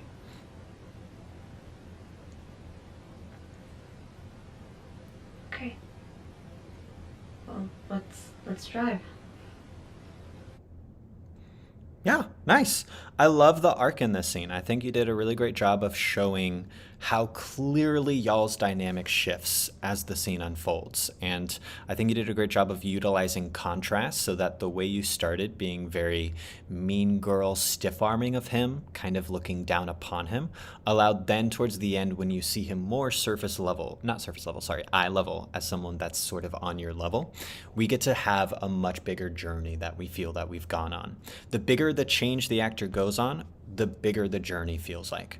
Now, I do think that you don't have to play into the mean girl energy as much as you did. You can sort of trust the script a little bit more. I think there were a couple of moments you didn't trust the script to do the job of sharing the character. And so you sort of tried too hard to show us your personality instead of just occupying the headspace and trusting the script to reveal your personality, right? I think sometimes actors will make that mistake whenever they're playing characters that are very different from them. They're going to completely put on this act that can sometimes be a little bit too on the nose whenever they're playing a character that is a very different vibe from them, such as the mean girl or the bully. It's easy to play the mean girl or the bully very over the top because that's not how you naturally are. But the mean girl and the bully comes through in how mean they are, right? It's what they say. You don't have to come across as mean for you tearing someone down, stripping someone down, whatever that, I don't know why I can't think of what that specific terminology is in this moment. People are probably screaming it in the chat, and I just don't see it because I'm a newbie at this whole live stream thing. But what was I saying? Yeah, what you do and what you say is already mean in of itself, right? When I played number 2 in Stranger Things, where I'm basically bullying Millie Bobby Brown the entire time, I don't have to be mean. I just am mean. I don't have to sell the fact that I'm a bully. I'm literally throwing her across the room. Like, the audience is gonna hate me no matter what. So I don't need to add extra fuel to the flame by over exaggerating the personality. And I definitely think a lot of actors lean too heavily into personality instead of leaning into just the truth of how this character's perspective might be a little bit different from yours, right? It's about knowing how this character will run different thoughts than you will, and then you trust the thought as you're doing the scene. And you learn how to occupy a headspace. You're not simply putting on a character. So when I'm playing number 2, or when I'm playing Atlas DeWin, or when I'm playing Ray Rudinsky, I'm not just trying to come across like a creep. I'm simply running creepy thoughts because I understand the way that they think. And then me running the creepy thoughts allows you to then interpret me as creepy. I think actually one of my favorite examples of this, not to be a little narcissist and show y'all something from my own career, but my favorite way to show this is, hold on, is it in this? Yes. Is in my interrogation scene with Marishka, which I can't play a lot of this. I'm just going to play one section because Law and Order does not like their stuff being played for obvious reasons, right? But there's this moment where I'm looking at the photos that I took of Josie. And this actually wasn't in the script. This was something that on the day I did because I was so ingrained in Atlas's headspace. Tell us, Atlas. But she puts the while you're photos at down. Can you tell us why these photos of Josie were hidden under your bed? Can you tell us that, Atlas?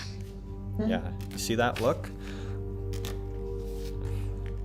Like I'm so clearly enjoying my handiwork, right? I don't have to be creepy. It's gonna be creepy that I'm looking at stalked photos of my sister with just this like admiration, right? I can just run the thoughts of, oh my, and I actually literally was running the thought of, she is so beautiful in my head. And because it's a creepy thing in the script for Atlas to be thinking that, looking at his sister, the character is just going to be creepy. So that's what I'm getting at with the idea of occupy the headspace and then trust the thoughts. It's all you really need to do. The key is then understanding your character's headspace. And this is why I love journaling from the perspective of my character, because it really allows me to get dialed into how this person thinks. And then generally what I like to do before I do a scene, even if it's an audition. I love journaling even for auditions. I love reading the journal entry of that character out loud or to myself, depending on what environment I'm in. And then that is essentially my reminder of how this character thinks. So beyond just using journaling from the perspective of, trying to dig a little bit deeper into the character's backstory, I look at it as a way to identify the distinct way that they think in a way that might be different from mine. And then I use that as a reminder before I go into the scene of, these are the types of thoughts that I should be running as I do this. And then I just trust the thought. I don't do anything. I don't act.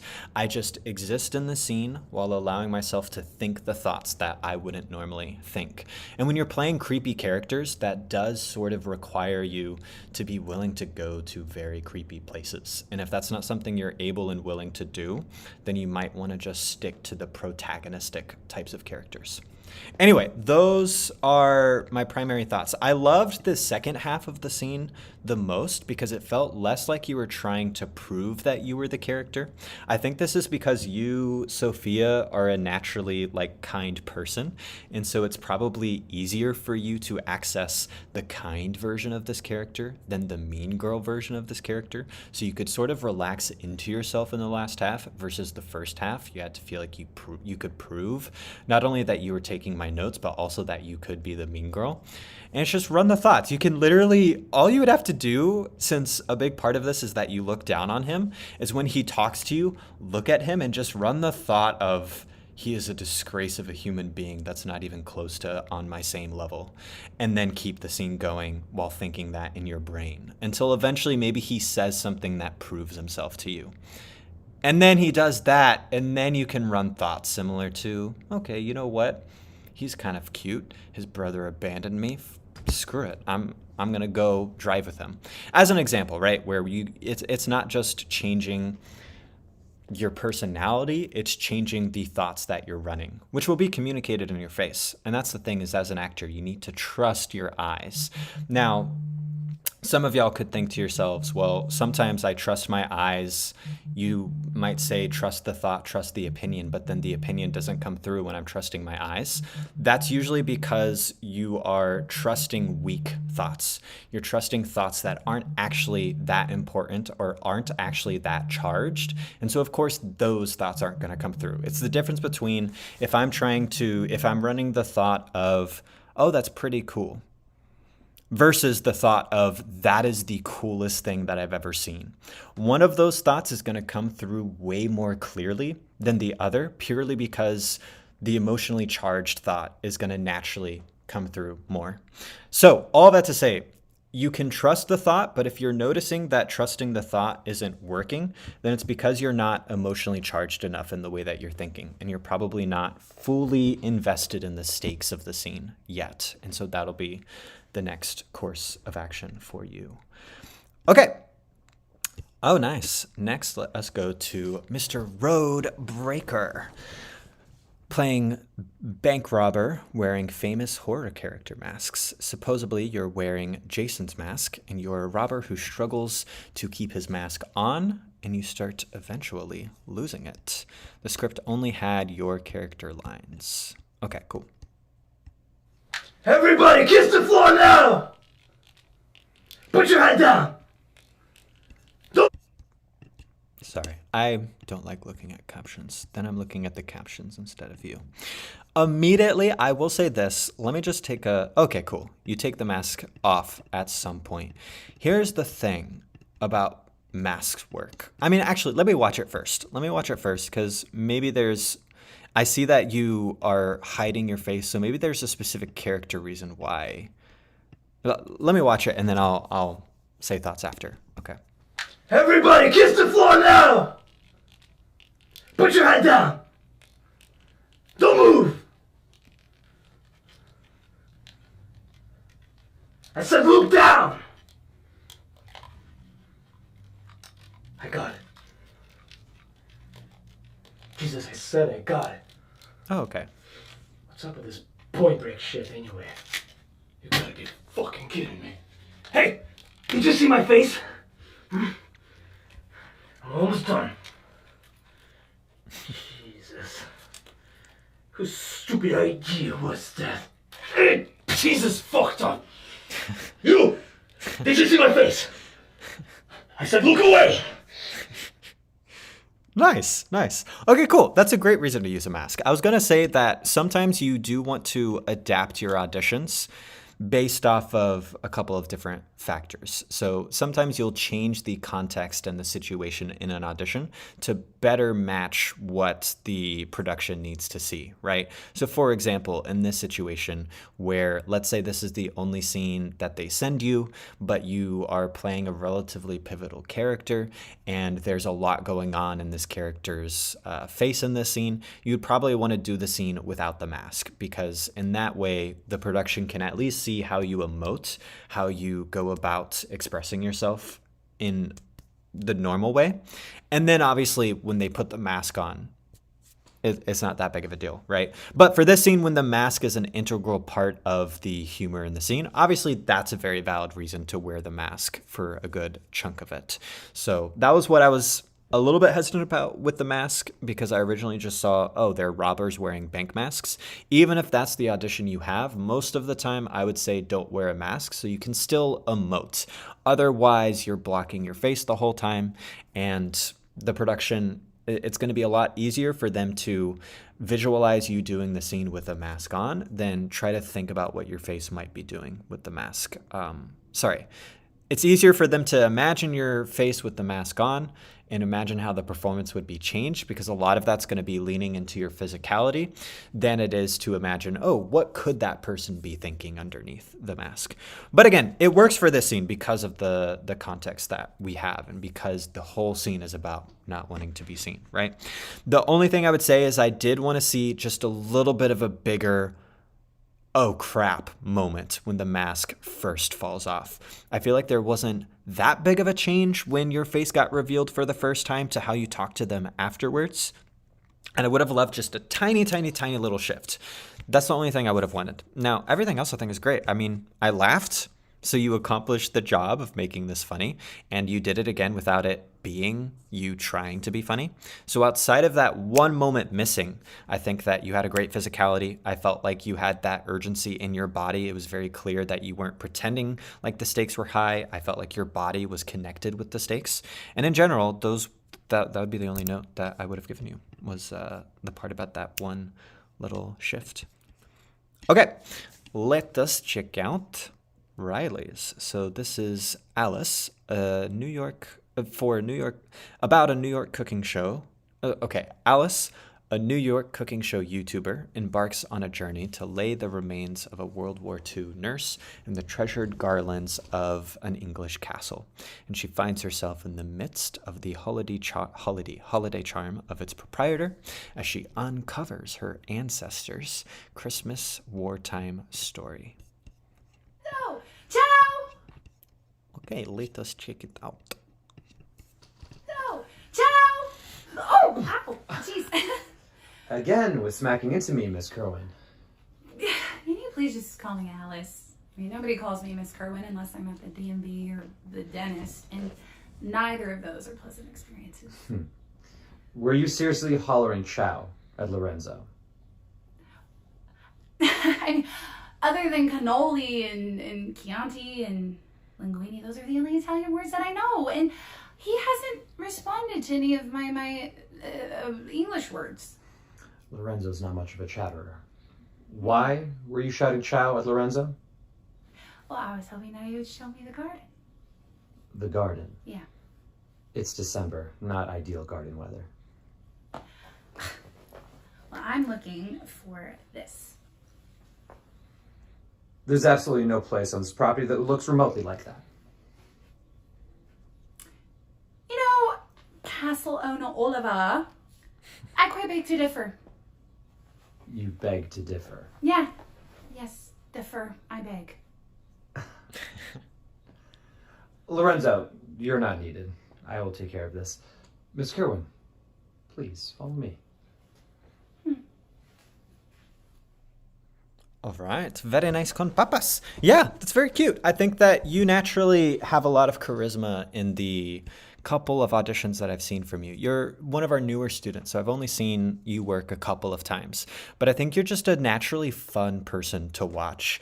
And this kind of reminds me of what the X factor of acting is, right? A lot of people think the X factor is just this untangible thing, but most of the time X factor is just charisma with probably a dash of interesting look, right? Someone that has a very distinct aesthetic while being a very magnetic, charismatic person is someone that would be then described as having the X factor. And the thing about charisma is that anybody can be charismatic. You can 100% learn how to be charismatic. And if you don't believe me, I can tell you I was the most monotone, boring person you could have ever talked to. And now I'm still probably not the most interesting person you'll ever talk to, but I literally talk to the camera for a living. And people seem to watch those videos and enjoy them. And to have people want to watch you for extended periods of time, you have to be at least somewhat interesting to listen to, right? And so I, through the act of learning how to become a better actor, have in turn become a better communicator, which in turn makes you more fun to watch, which is why I love to say that becoming a better actor makes you more fun to talk to at parties. And I think that, Riley, you always do a really great job of bringing that charisma into your scenes. And in general, I think that you play this version of this character in a way that's easy to root for. I see myself wanting this character to succeed. The only thing I would tell you is a similar note to what you've already received from me, which is I also in this scene see you playing the tone.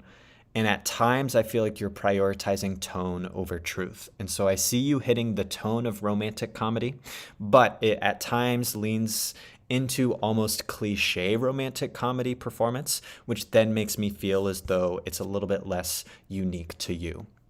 But you're still very charismatic and fun to watch. So I think that this is a situation where I could still see this getting to a callback because you effortlessly fit into the world that they're casting.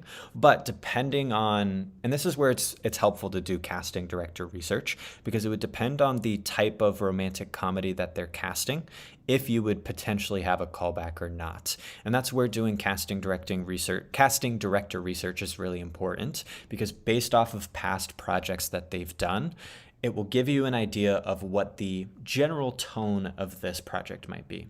Because a romantic comedy such as, for example, Crazy Stupid Love is going to land very differently from a romantic comedy that's like, what's like a, I guess, anything before, what would be a kooky off the wall romantic comedy? Emily in Paris or something like that. Those are going to just naturally land a little bit more differently, and they're going to be a little bit more larger than life than something that's a little bit more grounded of a rom-com, such as like Crazy Stupid Love. Oh, Valentine's Day. Valentine's Day is a better example. Valentine's Day is a very kooky, whimsical romantic comedy versus something like Crazy Stupid Love is going to be a little bit more grounded.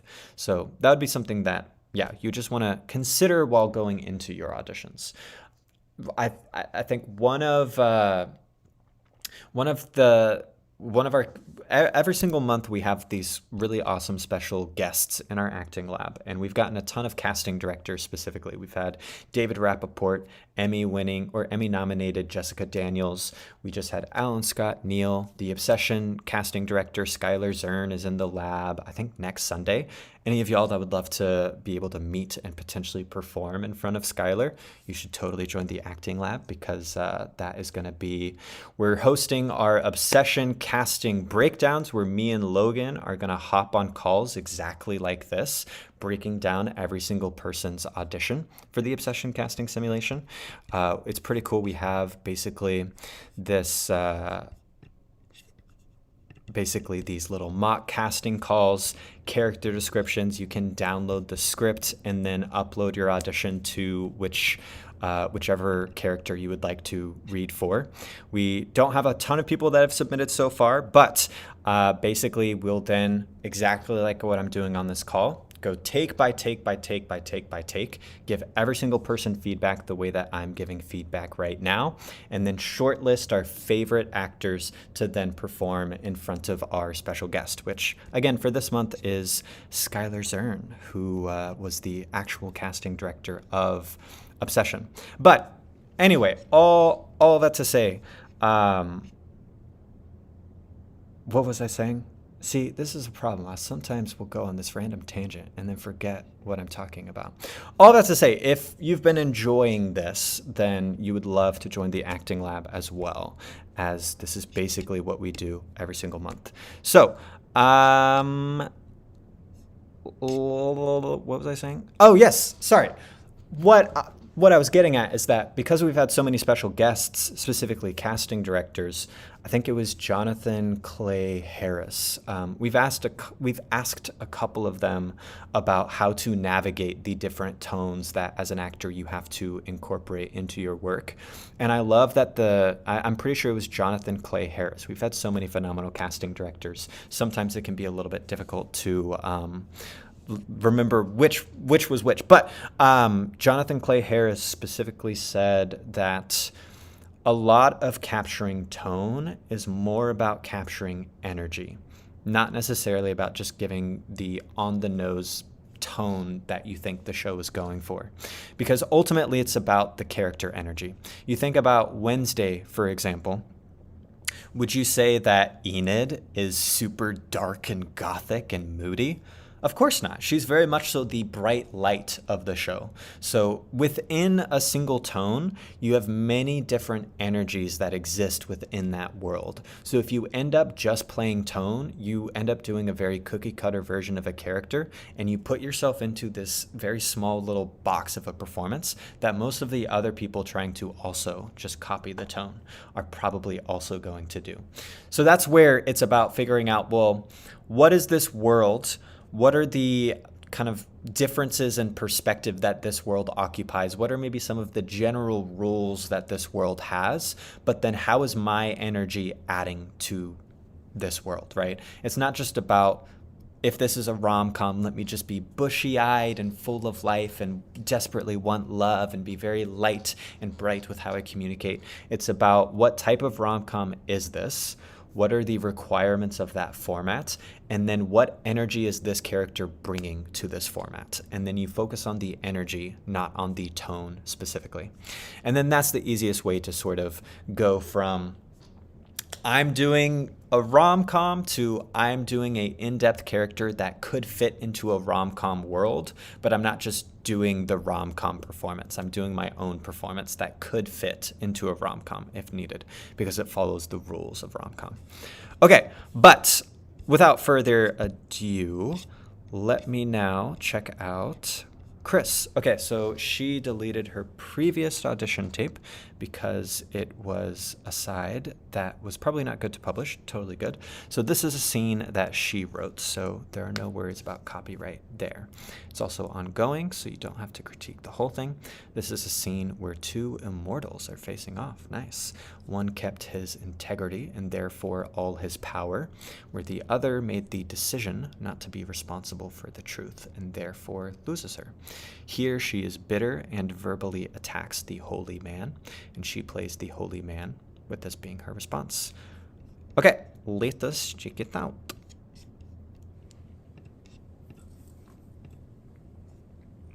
Do you know what it's like, do you? You know what it's like to be the only ark, the only vessel of truth left on this planet? Do you know? This truth is hung like a mantle of stone around my neck, lifetime after lifetime, century after century. Because of it, people have killed me and tortured me again and again. They've tortured my families and everyone I've ever loved. They have ridiculed me, beaten me, slandered and hated me. I've been followed, and I'm still followed to this day by cowardly people who have a little bit of power and know that I'm a threat to it. Because I have truth. Truth is not a gift from one man to another. It's an inherent quality in everyone. You know the truth. Don't pretend that you don't. Not to me. Yes, I knew. I knew what was going to happen. I had come into that city and stolen the investment of truth from your city leaders in whom you had invested it. They weren't worthy of it. And I knew I was going to be killed for it. And I knew whence the killing would come. I walked into that theater that day with the mantle of truth on me, and even as I was stripped naked, the truth was still there. And even as I lay dying, the truth was still there. I flowed truth to you that day. Nice. Since that was a organic cross dissolve, let me give a couple of thoughts, then we'll keep it going. So I really like this start. I think that you actually did a really great job of showing what I was talking about with Kate's monologues earlier, where in monologues, it's really important to remember that it's a conversation and for you to respond to what the other person is saying and then let your monologue change shape as the person across from you absorbs what you're saying. And I think that you have the benefit of, since you're the writer and since part of the job of writing is to understand both characters' perspectives, I think you very clearly understand how the other character is probably responding to what you're saying, which is making it easy for you to make those shifts and clearly be affected by what they're saying. And this is where a lot of times it's really helpful as an actor to perform scenes that you wrote, because you naturally know where both characters are coming from, which makes it easy to essentially know what each person needs from the other. I like to tell actors that it is helpful if you're confused or you're struggling with figuring out what the best scene objective for you might be, to think about what your scene partner's scene objective might be. And then instead of trying to just think about arbitrarily, well, what could I maybe capture from this person? Especially if you're an antagonist type of role, you're the bad guy of the story, it's helpful to think about, well, what is my scene partner's objective? And then how can I make my objective the opposite of their objective? And as you can imagine, two people going after the opposite of two people going after the opposite objective is going to create a lot of conflict. It's going to make both people have to fight really hard, tooth and nail, to get what they want. So if you're struggling with scene objective, it's hard for you to know what you want in a scene. Look at the other person and then find a way to add obstacles to their objective. And that's the thing, is as an actor, you want to add as many obstacles as possible into the scene, because the more obstacles you overcome, the more the audience roots for you. Again, would you rather read the memoir of the Nepo baby that got handed their first role, or the actor from Wisconsin that had to fight their way up from a working class to be able to finally get their first role ever, right? Like, ultimately, you're going to root for the actor that had to fight for it more than the actor that was just handed it, right? It's the same thing with scenes. In a scene, do not let your character off easy. Never let your character off easy. Always force your character to see pain head on. Make it as difficult for them to accomplish what they need to as possible. And if you're a writer that happens to be watching that, bake that into the script as well. If you're a writer, no matter how much you love your characters, you have to be okay and willing to break their soul. You as the writer have to kind of feel like you're putting them through something you really don't want to put them through, to allow the audience to also feel that same pain that you do. So if it's not baked into the writing, then part of your job as the actor is to figure out ways that you can do that for yourself through changing context, adding obstacles. When it comes to obstacles, by the way, if you're thinking to yourself, I mean, that's cool, how do you add obstacles into a scene? There are basically three types of obstacles, right? There's a personal obstacle. So it's something that your character is internally trying to overcome. A great example of an internal obstacle is feeling like you are not worthy of love. That is something that you have to overcome in a scene where you're trying to get the other person to love you. So that would be a great internal obstacle to add to a scene, to add a little extra oomph into it. There's also a relational obstacle where the person across from you is making it harder for you to achieve what you're wanting. A very obvious example of that is if someone is literally standing in the doorway towards the room that holds the special button that, if you push, releases your family members being held hostage. I don't know why that's where my brain first went. Then you have the external environmental obstacles, such as, for example, are you on the edge of a cliff, trying your hardest not to fall off that cliff? Is it really cold in the room, or is it really hot in the room? Little things about your environment that can make it more difficult. If you're driving, for example, a great environmental obstacle could be, is traffic either too much and you're trying your hardest to get somewhere as fast as you can, and traffic is literally preventing you from getting to where you need to go on time? Those are the three primary obstacle types that you can start adding into your scenes. Sometimes they will be baked into the script. Other times it's on you as the actor to discover new ones that you can incorporate. Now, you obviously don't want to go overboard. You don't want to give yourself 10 internal obstacles, 10 relational obstacles, 10 external obstacles, all within the same scene, because then you might start to get a little bit of sensory overload.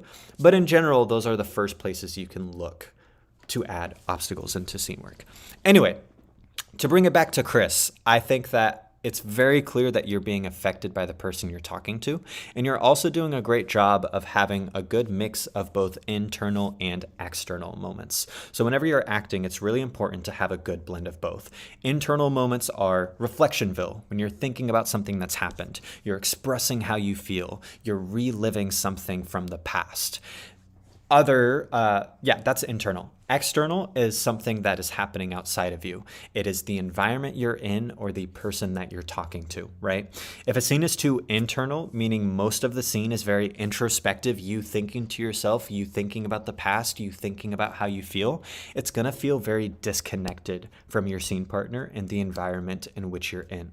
However, on the flip side, if it's too external, everything is exclusively about communicating what you need to the person across from you and existing in the environment that you're in, then it doesn't feel as lived in. We don't feel like you have history behind what you're saying, because everything is about pushing it outwards instead of experiencing it inwards. So you want to have a good blend of both. You want to have internal moments where you're reliving the history behind the words that you're saying, in addition to external moments where you're trying to then have an effect on the person across from you. And I think Chris is doing a great job of showing both of those. Now, obviously, in a technical sense, I do wish that your light was brighter. It's very grainy, and so it's shot in a way that kind of downgrades the quality a lot, but it's not that big of a deal. I assume that this is just you felt inspired to record something late at night. And so, at the end of the day, it's better to record it and it's low quality than to not record it at all. But in an ideal world, you would boost up the main light source. Black is not always the best background to have because it can be very dominant. A black background is very bold and it's very intense. It can immediately make something feel like horrific and like scary and intimidating. So you only want to use a black background whenever you're playing something that is meant to have a foreboding energy. So that would be one thing I would say. I think it could work for this scene because it is a confrontational scene. I used a black background for my Stranger Things audition. So obviously I have used black backgrounds in the past, but that's just something I would caution you about with those backgrounds. For example, if this was actually a comedy, it'd be really difficult for the black background to not be like crushing a lot of the metaphorical light out of the scene.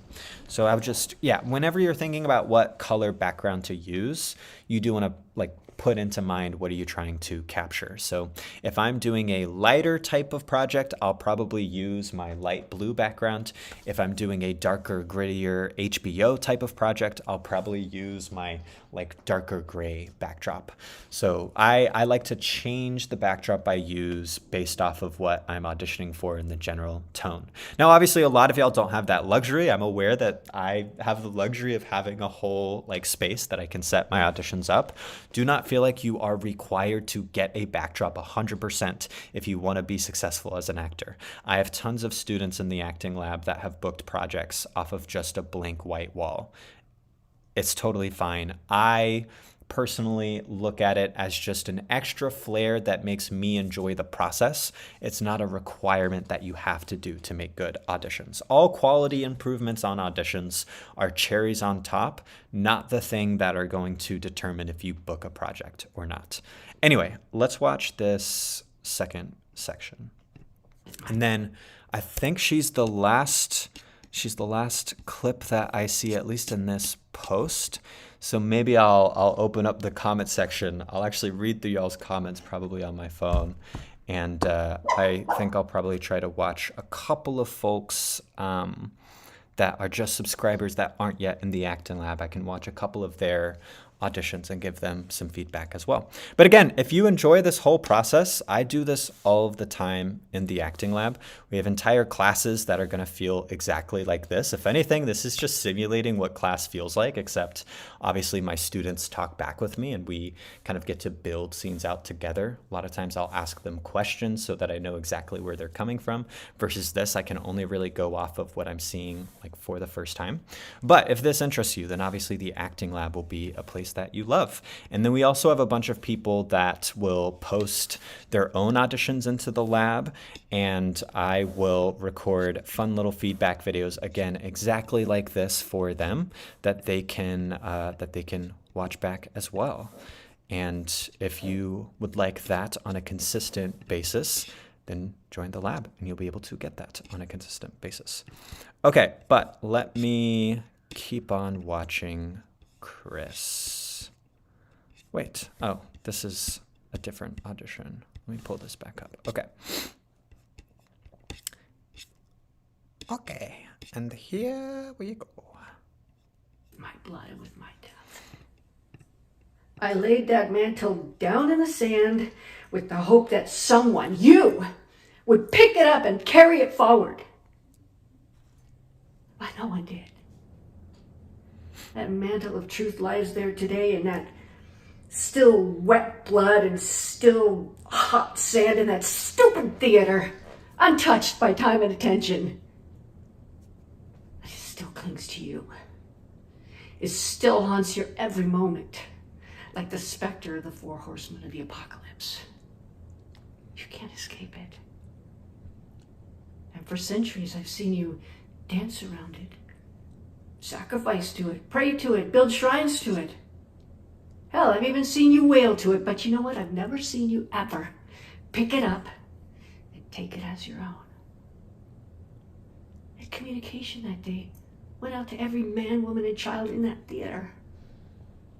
But you were the one responsible for it because you were the only one who received it. And you turned around and looked the other way. Don't you see? All right, nice. I'll just stop it there just for the sake of time. But I felt like that second part, we started to get a little bit more into, I wasn't fully sure what your objective was, and I also felt like it was more external than internal, but still beautiful work. I always love that Chris is, you're such a distinct person. Like the way that you talk and the way that you approach your characters feel very Chris coded. And I think that you're definitely one of the actors in the lab that are the best at knowing how to just harness your own authenticity to put your fingerprint on your characters. I very rarely feel like I'm watching you like try to be something you're not. I always feel like I see Chris trying to figure out this new situation, which I love. When it comes to being a quote unquote chameleon actor that completely disappears into their roles, a lot of it is not actually literally disappearing into the role and becoming somebody else. There's a form of it that is, right? Obviously, like I said, a lot of it is knowing sort of how your character thinks, knowing the different ways in which you can basically change the thoughts that you run in your head. You can change the thoughts that you run in your head so that you are ultimately thinking differently from how you naturally would in a normal situation. Obviously, there's a little bit of chameleon energy that comes into approaching scenes that way. But for me, a lot of becoming somebody else is actually understanding the version of ourselves that can deeply resonate with that character, is knowing what situations and what people can bring that side out of us. Because all of us, for example, have a violent side. All of us can be violent if we're pushed to a certain extreme or if we're pushed in a certain way. But a lot of people don't know what it takes to get them there. This is where understanding yourself and self-awareness are some of the most important aspects of becoming an actor. If you don't understand yourself, if you don't understand why you think the way that you do and what specifically triggers you, then it's going to be really difficult for you to then be able to do that as an actor in your work. And this is where, you can look at some of my characters. A lot of people have told me in my characters that it feels like they're watching a completely different person. Whenever I did Stranger Things, a lot of people on set specifically told me, it's like a demon takes over your body. You're so nice and sweet. Everybody loves talking with you. And then it's like a flip switches, right? Some of that is because I've adapted this disassociation exercise that allows me to occupy a very dark headspace. But the other side to that is there's a lot more in two than you would probably think that is similar to me. Like when I feel protective over something, my number 2 energy comes out. Now, obviously in the circumstance that he's in the acting lab, he's being a total douche, right? Because he's being protective over stuff that he really shouldn't be protective over, right? But I'm still harnessing my natural protective energy to bring out a violence that I wouldn't do in real life. Like I am not a violent person. I've literally never been in a fight. Well, okay, that's not literally true. I technically was in a fight when I was like a very small kid. It was me versus like 2 other people, and I won. But other than that, I've never been in a fight. I'm not a violent person, and yet I tend to play very violent characters because of that exact fact. I know the parts of myself to bring out that are still authentic, that come across as violent, even if I in my day-to-day do not behave that way. So again, that's where I love that Chris always puts her fingerprint on her work. And I think maybe the next layer to her is going to be figuring out how she can bring out a version of herself that I've not yet seen. Because I feel like a lot of her characters are very similar. And her next evolution is going to be, okay, what is a Chris that is going to completely shock me to the point where I'll almost think I'm watching a completely different actor, but it's really just her harnessing a side of her that she probably doesn't show in public. Okay, anyway, that was a whole monologue. Hopefully all of that makes sense. I think Philip, I know that I think you I don't know. I remember you wanted to post something to be reviewed. I believe hold on. I think you were writing a comment. Let me take a look. About to upload one. If you can't get to it, I understand. And that was 2 hours ago. Okay. I'm pretty sure it's this. Okay, I'll check it out, and then I'm gonna finally open up my comments, and I might maybe go through 1 or 2, maybe 3 of y'all subscriber auditions in the chat. So I'll look for some Google Drive links or some YouTube links, and we will go from there. Okay, let me shift back to reaction view. Oh, you're in the other post. Okay. Hold on. Then maybe it's not this one. The reminder to join the live stream. Okay, yes. This one. Oh, it is the same one. Okay, cool.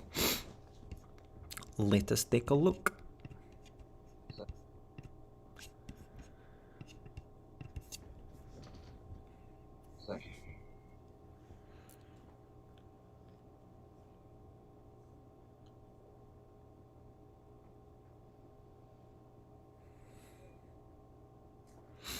I don't have to tell you things are bad.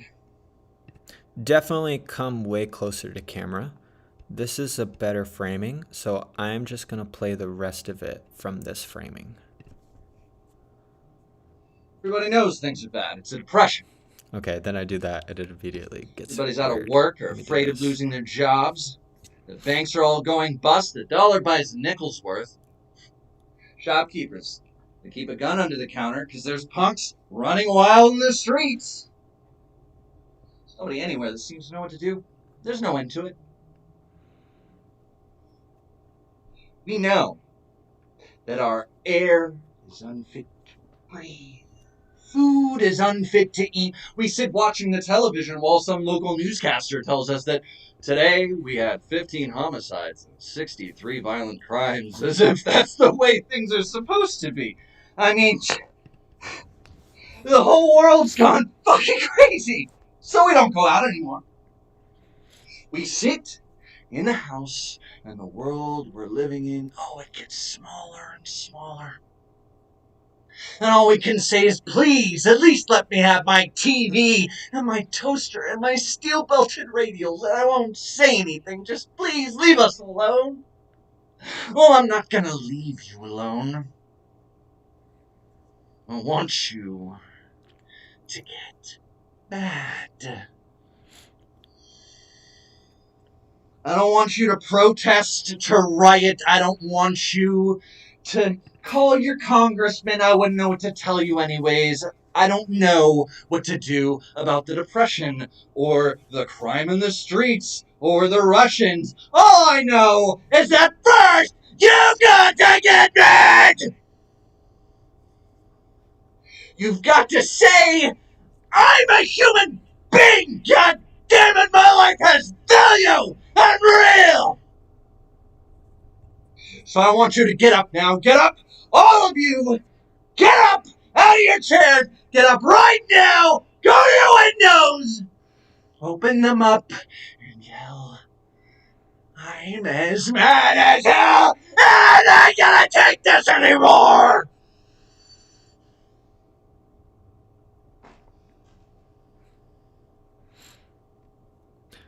Nice. Creepy as heck. I love it.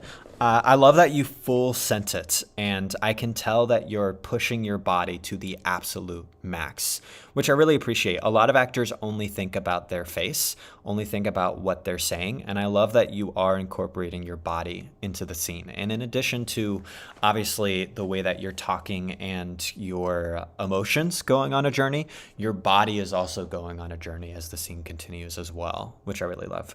The couple of things I would have for you. So thing number one is, I think that And I know we talked about this last time that we worked through this, and I see that we're starting in an even more of a low-key place, which I like, because every time I see you start the scene, I'm thinking to myself, oh, he's already starting really hot and heavy. How is he going to let the scene still build and grow into the full breakdown that he has? And every single time you 100% deliver. Like, I think to myself, you're starting really big.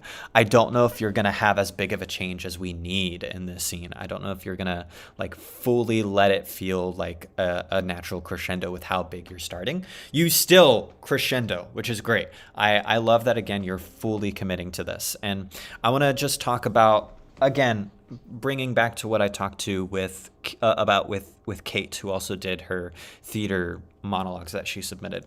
One thing that our second teacher, Logan Riley Bruner, who also is in Stranger Things along with me, he played Fred Benson for any of y'all that have seen season 4. And one of the things he loves to say is that the difference between film and TV is not big. Sorry, not film and TV. The difference between theater and film is not one is big and one is small. It's just that one is more truthful. The other is more about giving the audience the experience, right?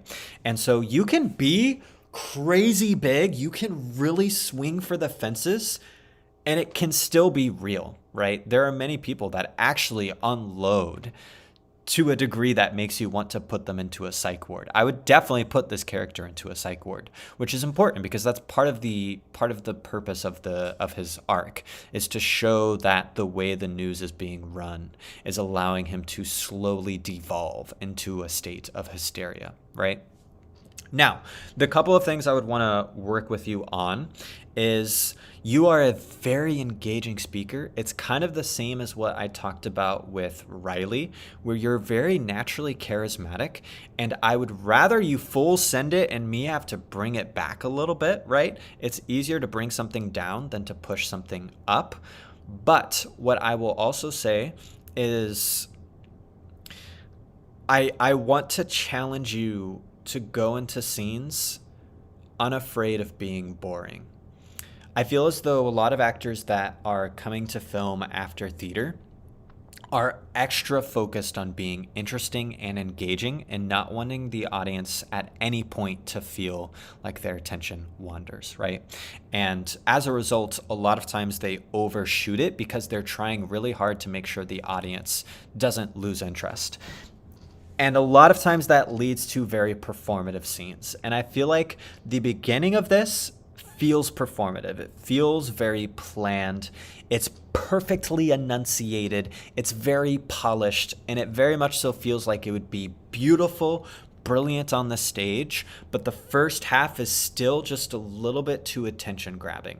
And what I mean is I feel like you're trying to draw attention to yourself through boldness instead of it coming purely from this place of truth in the beginning. I love the second half because you go so crazy, and again, your body is actually going under that strain that it does read as truthful because you're not acting in that moment. Your body is literally freaking out with how far you're going with it. So you don't really have to act at that point because your body is engaged. It's on the journey with us. Now, some of that, by the way, is going to be knowing your frame. You would not do this performance in your close-up. This would be way too overstimulating, way too much for your close-up, but you could do it in a medium or a wide shot. I would never do this performance in a close-up. Honestly, medium shot is even pushing it a little bit, just from like a overstimulation standpoint. So you do as an actor need to know how to adapt your performance based off of your framing. If you're in a wide shot, as an actor, you're going to want to push it a little bit more over the top so that the camera picks up on what you're doing. You can think of Joaquin Phoenix whenever he's doing the dance as the Joker. He's going to further emphasize his movements whenever he's in his wide shot going down the stairs, versus if you're in a close-up shot, every inch moves feet on a movie screen, right? One of my mentors, Glenn Morshauer, the best teacher I've ever had, absolutely love him. I feel as though Glenn is very much so somebody that most of what I've learned makes great acting. He's very much so the person that taught me that. Phenomenal actor, phenomenal teacher, changed my life completely. And one of the things he likes to talk about is how on screen in a movie theater, in your close-up, a blink becomes an event, because a blink is literally taking up not inches, but feet on a massive movie theater screen, which is why you'll notice a lot of actors don't blink. It's because a blink is actually really important when you're looking at it on a big screen. Sometimes it can be overdone where you almost think to yourself, it's odd and creepy how these actors aren't blinking a whole lot, but that's the underlying reason behind it. And that's why in your close-up, you almost want to treat your close-up like a statue, because if you're not treating your close-up like a statue, you're going to go in and out of frame. So this is also where it's important to know like what the frame is going to be, and specifically, is it a frame that's static or on the move? If it's a static frame in your close-up, you're a statue. Do not move at all. Only have your eyes do the entirety of the talking, because anything else is going to be way too big for your extreme close-up. But if you have a Steadicam, which is basically a camera that is on a rig that the camera operator is going to follow you with, you do have more free reign to move. But you still need to slow your movement down way more than would feel natural, so that your Steadicam operator actually will be able to follow you. If you're going all out on your close-up, even with a Steadicam operator, it's going to be impossible not only for them to keep up with you because they can't predict your movements, it's also going to be impossible for the focus puller to keep focus. So when you're in your wide, generally you're going to have a much higher f-stop. For those of y'all that don't know, f-stop is basically the depth of frame. It's how much in the frame is currently in focus. The higher the f-stop, meaning the larger the number, the more parts of the frame are in focus. The lower the f-stop, aka the lower the number, the less parts of frame are in focus. So in a wide, when you're in a very big f-stop, almost everything is focus. Almost everything is in focus. You really don't have to worry about moving too much. Versus if you're on a 1.8 f-stop, for example, super shallow depth of field, your focus puller needs to be an Olympic focus puller to be able to handle even a little bit of extraneous movement. That again, on a 2.5, a 3.5 wouldn't be that difficult to track because you have enough wiggle room. But that's where knowing your framing is going to be really important, in knowing how far you can commit in terms of the movement of the scene. The other thing I would tell you is, and this is again something we sort of talked about, I think you have an improvement, but we're still going to need to find more ways for you to be even more intentional with your movement, which is, this is a continuity nightmare with how you're currently doing it. It is going to be borderline impossible for you to be in the exact same spot every single take after take after take, which is going to make it impossible for the continuity to not be a little bit off. Which is why you want to be extremely intentional about making sure every single movement is not only motivated, but relatively simple. If you have too much unmotivated, complicated movement, you're never going to keep track of it from take to take. So making sure that you have very intentional, focused, simple movement allows you take after take after take to basically hit the movement as though you're a robot. And I like to always say you need to be consistent with your movement, but then malleable with your delivery, where you can still have spontaneity. It's not to say don't be spontaneous, but be spontaneous with how you deliver your lines. Do not be spontaneous with the movement that you have, because otherwise it's not going to cut together. Another thing I'll say is that this is basically off of the movement topic. This is where I have actually seen the film version of this scene.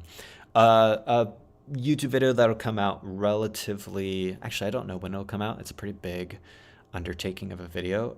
We basically are going through 100 years of Oscar-winning acting, breaking down one performance from basically decade to decade. And one of them is this scene from Peter Finch. And what I loved about his version of the scene is he had big movement that lingered.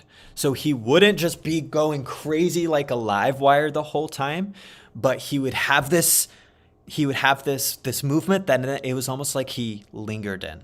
because he knew that each movement needed to be precise, it needed to be steady, and by letting it linger, it allows his body to make sure that he has plenty of cut room if they have multiple angles that they're shooting in, right? And so him letting it linger allowed him to still have big movement without it turning into live wire movement, where it's so much movement that it becomes overstimulating and impossible to keep track of with continuity. Anyway, I've kind of gone all over the place about the movement, but I think while you are still improving in that aspect, you're still giving yourself way too much to keep track of. So I would encourage you to still look for ways to even further motivate why you move when you do. Okay, awesome. Let me just check out Irina's as well.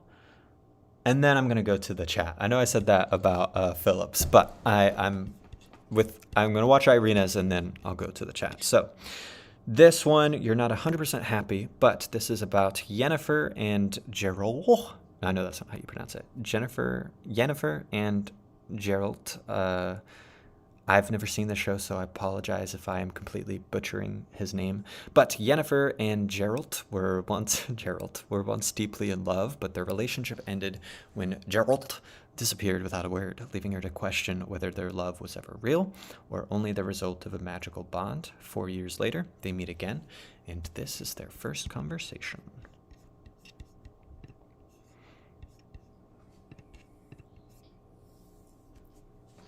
You didn't change at all.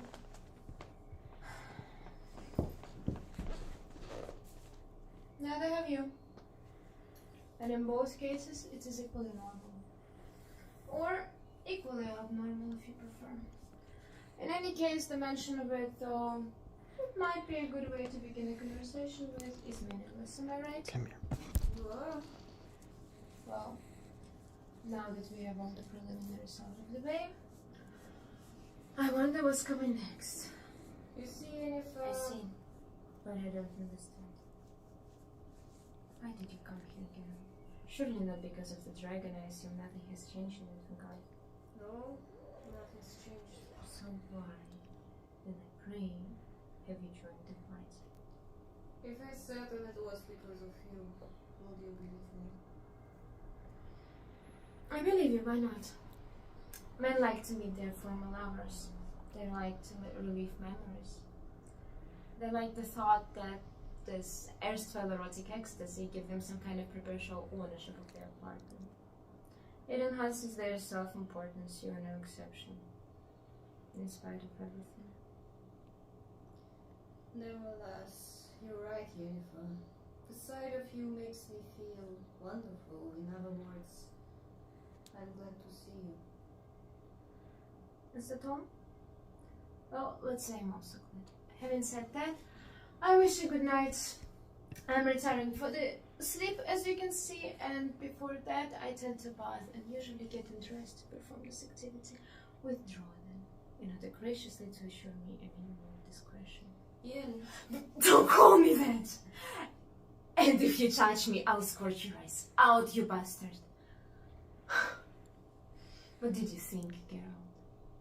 That you come here and we have a nice cheerful gossip, and perhaps at the end of our chat we got onto a wagon and make love on the sheepskins, just like that for the old time's sake, did you?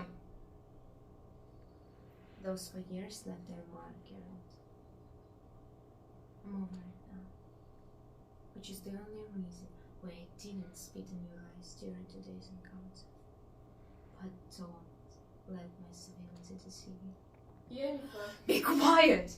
I've given you more than I've ever given to any other manly scoundrel. I don't know myself why I gave it to you, and you, oh no, my dear. I'm not a slut or an elf woman met by chance in the forest. We can be discarded in the morning. We can be made mockery of and walked out on without being woken with a posse of violets left on the table. Beware. Utter a single word and you will regret it. We've met, that's too bad.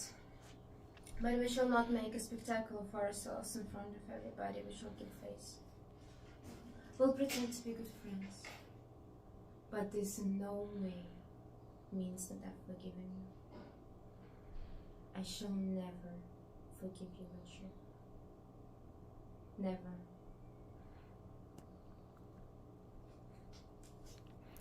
All right, very nice con papas. Okay, couple of thoughts. First, I love that you made him earn your attention. This is called earning the turn. Again, I learned this from the wonderful Glenmore Shower. And this is basically where you don't have to always start the scene giving the person across from you your undivided attention. A lot of actors like to just basically treat their eye line as if it's a instruction manual, or as if their eye line is like a strict rule that they're not allowed to look away from. And earning the turn just means that someone has to fight for your attention. And this is very helpful whenever you're playing a character that has some sense of power, right? Because someone that has power doesn't give everybody their attention willy-nilly. Everybody has to earn that person of power's attention. So I love that you earned the turn. I just wished that when you did give him your attention, there was a very clear thing that he did that earned that attention. So you're getting ready, you're putting everything together, and then there needs to be something specifically that he does where now you have to look at him and maybe you stop what you're doing. And the fact that what he says stops what you're doing emphasizes the fact that that was an important line that was just spoken. When you look at somebody and when you look away from somebody are easy ways for an actor to use emphasis, right? A lot of times when you look at somebody, it emphasizes the fact that what they're saying is deeply resonating with you. And when you look away from, not resonating with you, sorry, is generating a response from you. And you need to look at them to understand what exactly they're trying to get at with that. And then looking away from somebody could either mean something feels too vulnerable to look at them directly, or it can mean something isn't necessarily worth your time. Or it can also just mean that sometimes it's helpful to give yourself an action so that the entire scene doesn't fall a little bit too stiff. And something Stella Adler talks about as well is the importance of behavior being what is used to demonstrate how you feel. A lot of actors will use the lines or their emotions to demonstrate how they feel, but instead they can give themselves an action, and the way in which they do that action reveals their true feelings. So for example, I may be trying to make y'all think that I am a very well-adjusted person. I'm not crazy at all. I am super happy, having the best day of my life, and maybe as I'm going through this book, I'm like jamming the pages together. No, I'm totally fine. I'm totally fine. But I'm obviously interacting with this book in a very aggressive manner, which reveals how aggressive I actually feel. That's a really easy way to use action to then add to the scene instead of mindless action that doesn't necessarily add to the scene. Anyway, all that to say, I love that you made him earn your attention. And I feel as though you did a great job of having a very clear arc to the scene. The relationship was obviously very clear. I just feel like a lot of your monologue sections sort of blended together. It almost felt like you were on a race to finish your thought at times. And as a result, a lot of what you were saying didn't fully land, in the sense of I didn't really get any sort of emphasis. It just all blended together. And whenever you're racing through your lines, it can be hard for the audience to fully understand what exactly your like intention is. And it can be hard to understand what part of the sentence is important and what you're trying to accomplish with that sentence. And so there are a few of these lines where I just felt like you were trying to speed through them. And then it came at the cost of understanding what the intention of the line was. And especially with this being a high fantasy, right? A lot of times doing high fantasy types of projects, they're going to have language and vernacular that a common audience will probably not understand. And so you need to use emphasis as a way to help the audience understand versus rushing through lines that are more in the high fantasy type of realm is going to make it even harder for an audience to understand already hard to approach subject material. So that would be the main thing that I would want to play with this on if we were doing this again in one of our 6 weekly classes. But overall, I think it's a strong take. I think that you very clearly have that essence of Yennefer down. Ultimately, essence is the most important aspect of the audition. And I've always said this, you always give me evil Rachel McAdams energy in the best way. So that was a really great take. Okay, awesome. Now I'm going to go ahead and, I guess, on my phone, open up the chat. It's like I open up the chat and none of this has actually been playing the whole time. Oh, okay, nice. I see a lot of familiar faces. Hi, Elise. I hope you're having a great start to your day. Hello, Onella. It's great to see you here. Anyone that would be interested in potentially having a tape reviewed, you can perhaps put it in a Google Drive link or a YouTube link, and I can do my best to, oh my gosh, I can do my best to open it up. I remember there was one person that already uploaded something that they would like reviewed. So let me just, y'all can like see y'all's chat real time. Let me just go to my channel real quick. And then I like that I'm like, yeah, guys, I'm not a sociopath or I'm not a psychopath, as my YouTube recommendations are of killers, killer video games. Posts. Okay, there's one person, D Major Giant, that put this YouTube link. So Yes. let me check this out. Okay, it seems as though this is more of a voice acting thing. Okay, let me check it out and give you any thoughts that I have. Yes, I am the villain, and you are the hero. Every villain gets defeated by the hero, but not this one. You won't even find me in part 1. Let's meet in part 2.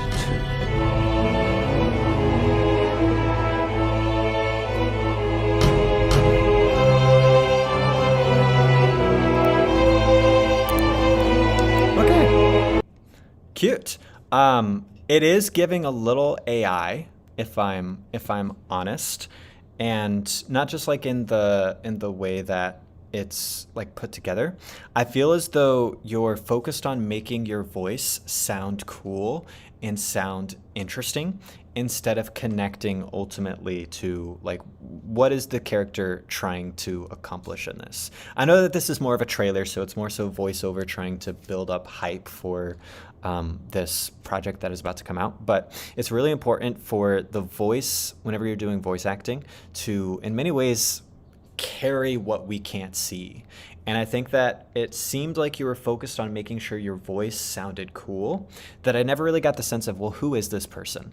Why should I like care about this person? Because I'm not hearing something that feels as though it is inviting me to like know more about this person, because it feels a little bit more like it's focused on, again, the sound of the voice than the intention of the voice, which I see a lot of actors do all the time. It's very difficult to break the habit of caring about what we're saying instead of just thinking about the intention and allowing the way that we speak to be a byproduct of our intention. If I could say one overall like lesson about acting, if you took one thing away, it would be that everything needs to be a byproduct. You cannot have anything feel intentional as the actor trying to do something that they think is good acting. It always needs to be a byproduct of how invested in the scene you are.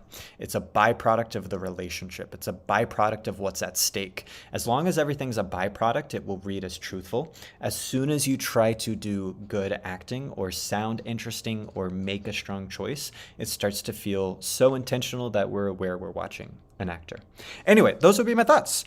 I don't know if maybe your voice is AI and I'm getting attempted at, I might get like tricked, but if your voice isn't AI, then I think you can work on developing intention instead of tonality. Okay. Would any other folks have a Google Drive link or a YouTube link of something that they would like some feedback on? Let me, I guess, scroll through to see if I can find any like things that look like links. Perhaps not. Do none of my subscribers have a video or audition that they would like to get some review on? Because now would be your chance. Because yeah, I don't see any links. Oh, okay. Maybe is there a world in which links can't send in the chat? If that is the case, if for whatever reason it's not allowing you to put links in the chat, you could maybe put it on the post that I made on my channel. Perhaps that could maybe work. And then I can take a look at maybe some of the comments and we can maybe find some posts there. But I can respond to a couple of questions that I'm seeing right now. How do we make our acting look real? A lot of it is about knowing how to, this is going to sound weird. There are a couple of ways you can go about it. The first thing is every actor is slightly different. Let me just go to talking head mode right here. Yeah, instead of you seeing me in the corner of my own face.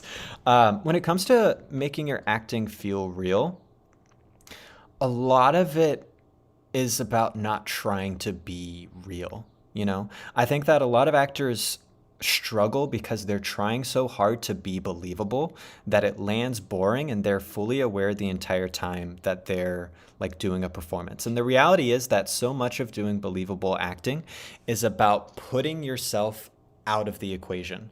It's about removing as much self-consciousness as possible. And it's a lot of times about putting everything on the person across from you, right? In a sense, obviously I talked about earlier about how it's important to have a good blend of internal moments and external moments. But in essence, acting is about knowing how to manipulate yourself into believing that what you're going through is actually happening, that it is actually real. And there are different ways to go into that. This is where it's the power of having a great scene partner. There are some scene partners that make it effortless for you to connect to what that person is doing and what that person is saying. And then it's about using strategic tools such as substitution, for example, where substitution is basically you substitute something from the script and choose to, instead of doing it the way it's written in the script, pretend as though something from your real life is actually what happened. So for example, in a scene, instead of doing it as though I'm doing it opposite this random character, I could do it as though I'm doing it with my mom, right? And then I use the substitution where I behave as if the person I'm talking to is my mom instead of the actual actor that I'm talking to. Okay, I'm starting to see some of the ones come through now. I see Nate, you sent me a clip. So this scene is originally from Menace to Society. Heck yes. Okay, let me pull this up. But yeah, I mean, I would say this to the person that asked how to make their acting real. I think that it would be really helpful for you to start to do some research into acting technique and then do your best to fully flesh out like a prep process. Once you have a prep process for how to break a script down, it's going to give you a lot of tools that you can use to try to disappear into the story. It's all about taking the focus off yourself and putting all of it into the circumstance that your character is supposed to be in. And I will also say this, it's sometimes helpful to film yourself just going through normal day-to-day life. Or I also like to, whenever I'm filming an audition, I will just keep the camera rolling and do 3 takes straight through without cutting the camera, so I can see how I behave whenever I'm not acting. And a lot of my goal is to basically limit the gap between how I look when I'm acting versus how I look when I'm not acting. And a lot of times you'll be able to see an idea of how whenever you are acting, you turn performance mode on, which gives you an idea into what aspects of the performance you need to limit, right? What aspects of your performance are you trying to act instead of you just being grounded in the scene?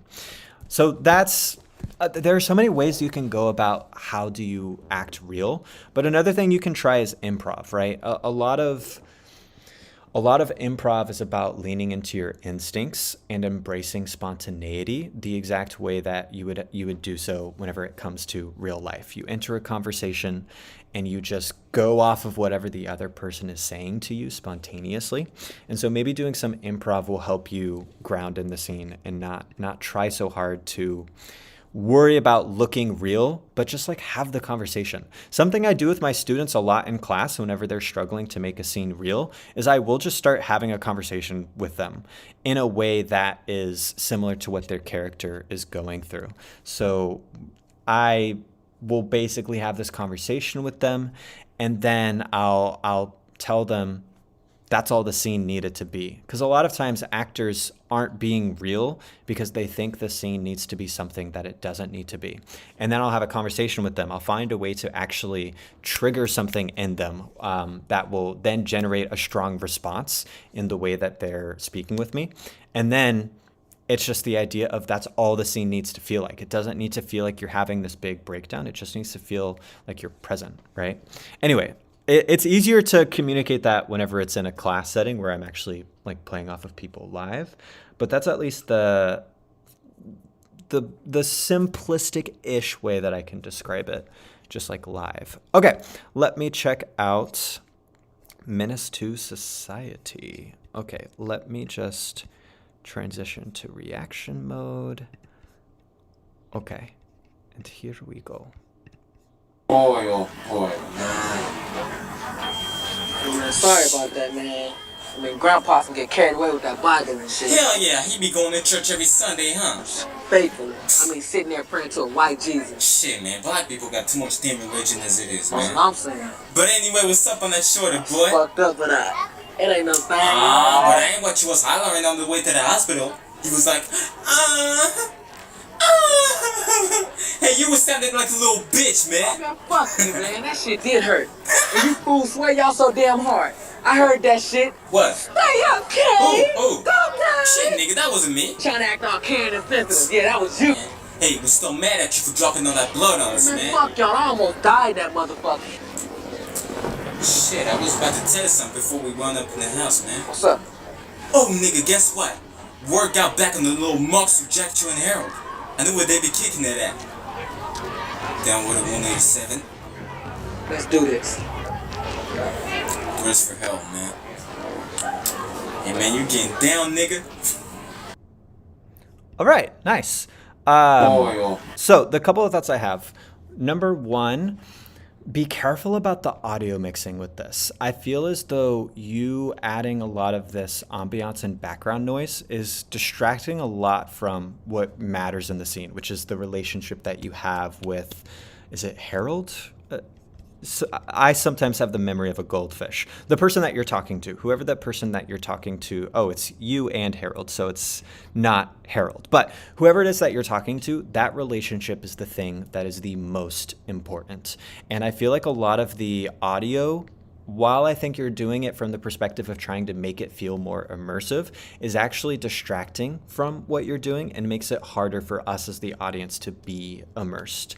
And this is where a lot of times it's actually better to have less audio mixing than more audio mixing. A lot of times people will go a little bit too hard into layering up the sounds in the final edit that it ends up being just a little bit too much. And I think you kind of hit that territory where there are moments where I think a lot of the reason you even need the captions to begin with is because of how loud the external noise that has been added in is. But if you took that external noise down, I don't even think we would need the captions. Now, the good thing is I do think that you're doing a great job of communicating the relationship to the person that you're talking to. I do get the sense that even though it's obvious you're not in the room with them, it does actually feel like you're talking to somebody, which is great.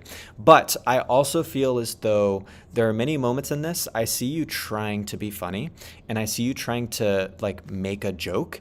And as soon as I see you trying to be funny, it makes the comedy not fully land because most of comedy comes through truth. That's not the case in everything. And you might be thinking to yourself, well, what about stand-up comedy? Stand-up comics know that they're trying to be funny and yet we still laugh whenever they're trying to be funny. But if you watch a lot of stand-up shows, what you'll notice is a lot of it is grounded in truth. It's not necessarily them trying to be funny. It's radical truth from their day-to-day lives that is relatable enough to then get the laugh, or it subverts our expectations to the point that it gets the laugh. And a lot of times it's still framed from the lens of truth, even though, yes, technically stand-up comedy is ultimately trying to make you laugh. The other thing I'll say too is that it's not to say you can never try to be funny, but most of the time trying to be funny only works when the intention is that you're not funny. But if the intention is that you are funny, trying to be funny never works. It's only if the intention is, dang, look at this guy making cringy jokes. That's the only time that that intention could work. And I don't get the sense that that was what you were going for.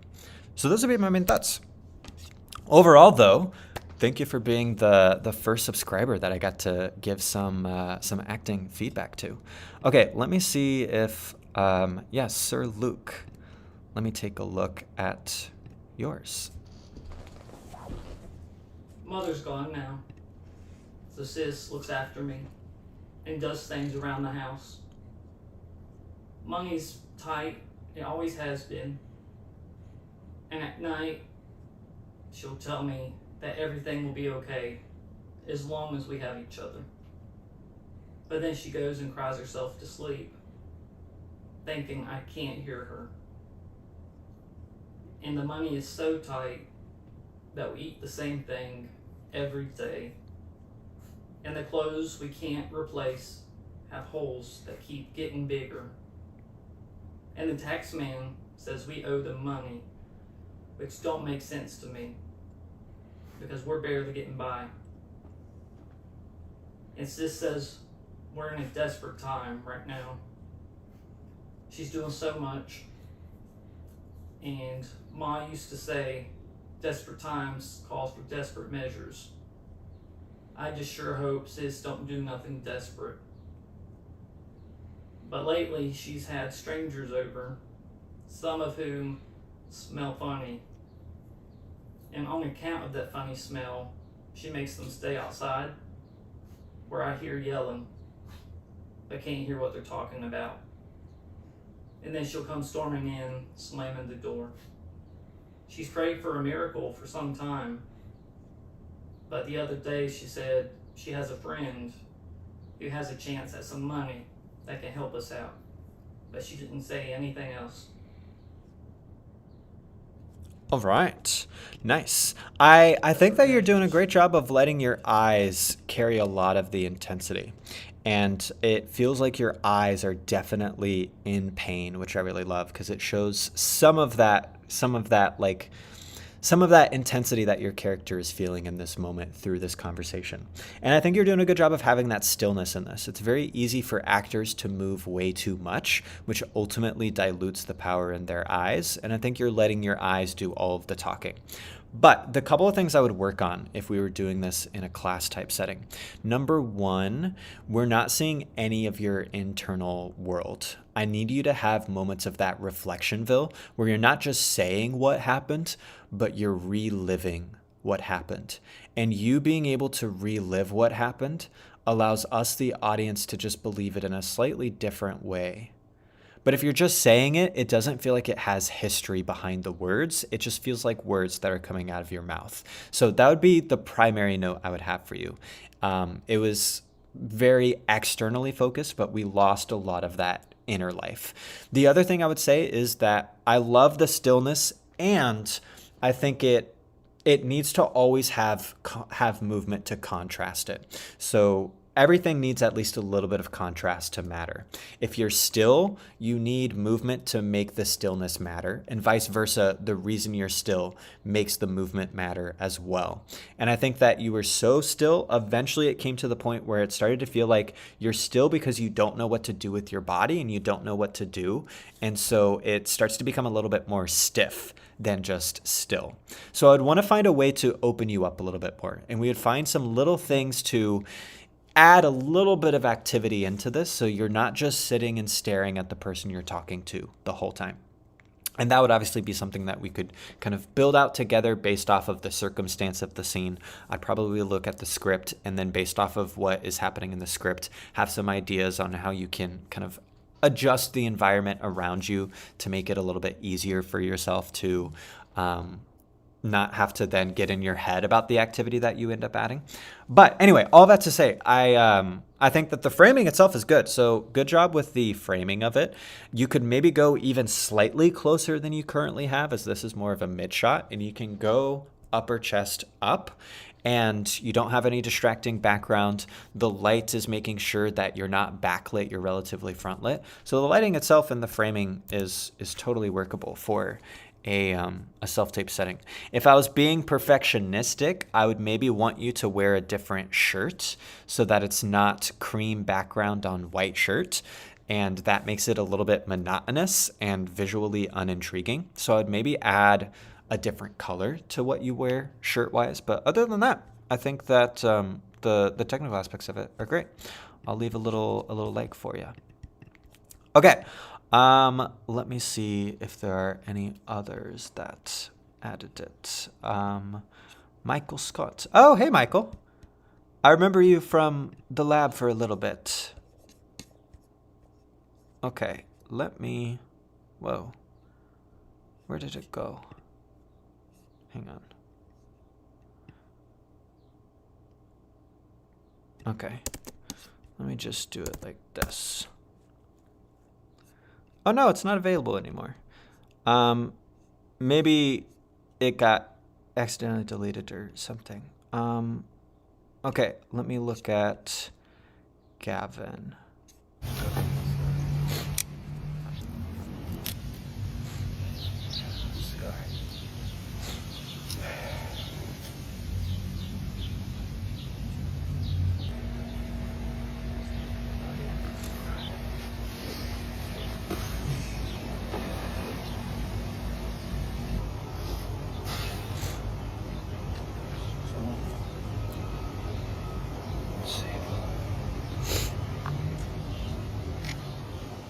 Jay. What's up, Big Jay? I'm doing good, man. What's up with you? These Woot Corp cigars are really good, man. Lenny? What happened to Lenny? He's not dead. You're lying. He was in the mental hospital. I put him there. No. What happened? Who? EJ, who killed him? No. I got... Man. Okay. I'll set something up here in LA. It might be a little while before I can come. Setting up a funeral? I'll be there for that. All right. I'll be there. Yeah, see you, Big Jay.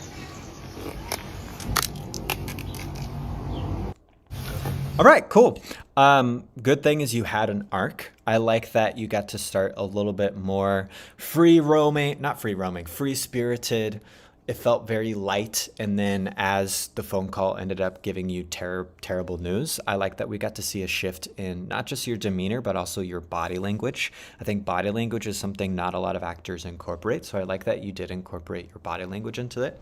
The couple of things I'll say. So first off, whenever it comes to being on camera, I talked about earlier when someone asked, how can you be more realistic in your acting? That a lot of it is about eliminating self-consciousness. And it's true that that is a very important first step. But eventually over time, once you eliminate your self-consciousness, the goal is to then replace it with self-awareness, where you're aware of where you're at in the space so that you're not pretending like the camera doesn't exist, but you're treating it as though you're having a dance with the camera. And the reason I bring that up is you kind of close yourself off to camera the entire time, which makes it feel as though you're not as aware of the camera and what the camera needs from you as you need to be. And so as a result, I feel as though I can only really here you're acting most of the time. You're giving us almost full profile the entire time, when I would have rather you just shifted your shoulders and give us a lot more openness. That way it's easier for us, the audience, to actually connect with you. Now, the other thing I will tell you. So this is something I don't want it to seem like I'm saying, and now you must change your aesthetic or anything like that. But what I will tell you is that you have to be careful as an actor with bangs, because your eyes are the most important part of the scene. And when you have really long bangs like that are constantly covering your eyes, it makes it really difficult for the audience to ever connect with you. There are only a very tiny amount of roles that the really long bangs can work for, which are the like traditionally emo types of characters, where the whole point is that they're basically avoiding society. That's not me saying you look emo or anything like that. I'm just saying it from the sense of, in a film aspect, when the eyes are the most important aspect, bangs only work for specifically male actors whenever it's for a character that is trying to hide and close themselves off from the world. So it sort of puts you in a box. And I say this because I used to have really long hair and bangs, and that was actually something one of my mentors told me. He told me, hey, Tristan, I love your hair. You have awesome anime hair, and you spend 50% of your scenes pulling your hair out of your face. So a lot of your scenes end up becoming the getting my hair out of my face scenes instead of us being able to actually connect with you. And that's a big reason why I now keep my hair on the shorter side, is because, one, I was tired in life of always having my hair in my face, but two, I was tired of that being a major aspect of every audition that I did. If you watch a lot of my auditions with longer hair, you will see me constantly having to push my hair back, pull my hair back. So that is something I would caution you about when it comes to having really long bangs. Now, again, I don't want to say, and that is why you must change your aesthetic. If you love your bangs, that is totally fine. At the end of the day, acting is very unpredictable. Live the way that makes you happy. Don't just change yourself just so that you can be in acting. But that would be something that I would recommend you look into. And maybe even if there's a way that you can keep your current hair, but when you're acting, pull your hair out of your face. That way, again, your eyes are the star of the show. Then the other thing I'll say is that everybody can act like facially, but not physically. So it's very difficult for your body to actually commit to scenes if it knows what's happening isn't actually happening. And this is where I think in this scene, when you had your breakdown moment, it didn't land as much as it could have, because I think you were emotionally connected, but you were trying to force your body to follow suit. But your body your body has a mind of its own. You can control your head, you can control your brain, you can control the muscles that you can consciously contract. But if you're invested in the scene or you're not invested in the scene, your body will give you away. And this is why, if you're not invested in the scene, there are little ways you can manipulate your body to create physiological responses that will make your body forget that it's acting. And a lot of times, actually, some actors, if they're struggling to hit an emotion, can actually start by putting their body into the state that would create that emotion. And then from there, the emotion just happens. There's actually a scientific study. I can't remember which Malcolm Gladwell book it's from. It's either from Blink or it's from Talking to Strangers. But they did a whole study where they had strangers hooked up to their machine. I don't remember what kind of machine it is, but they basically hooked strangers up to a machine that read their emotional state. And then they had them create facial expressions that were designed to mimic that emotional state. And with like shocking accuracy, the people that pretended to feel an emotion actually would then create a physiological response that matched the emotion that they were pretending to feel, which goes to show that you can actually feel an emotion by starting with a physiological response instead of it always being, I feel something and then my body believes that I am feeling it. And so your body in this scene is aware that you're acting. It's not fully let loose and decided that what you're doing is real life. And so your body has a little bit of resistance that your face and voice are trying to overcompensate for, which is why it creates this little bit of incongruity.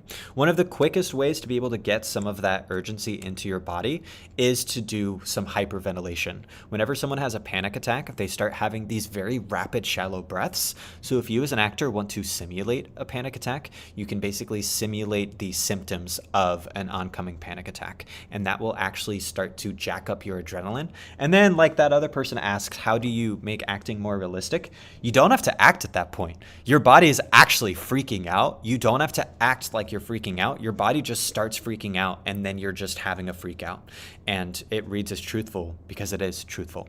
So I think that's something you could maybe look into. And you can do it both ways, right? Sometimes your brain will be so committed to a scene that your body follows suit. Other times it's the opposite. Your body can be so committed to a scene that your brain then follows suit. So depending on where your struggle is, depends on which of those two you can, you can try to go after.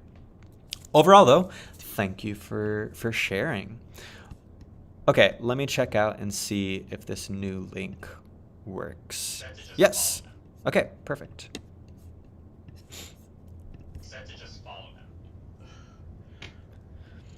I hope this isn't a stupid idea going to some random crib in a random town. Don't tell me you're scared of Sam. Not scared, but he is a little weird. He's fine. What if he like shoots us when we get inside his place or something? That guy has never even held a girl's hand, let alone a gun. Alright, fine, let's get in and get out. Sean's right. We don't fully know this guy. He could be a murderer or a rapist or some shit. He's not a rapist, man. How do you know? Why was that cop being such a prick to him? He could have done some nefarious shit. We'll just jump him if he tries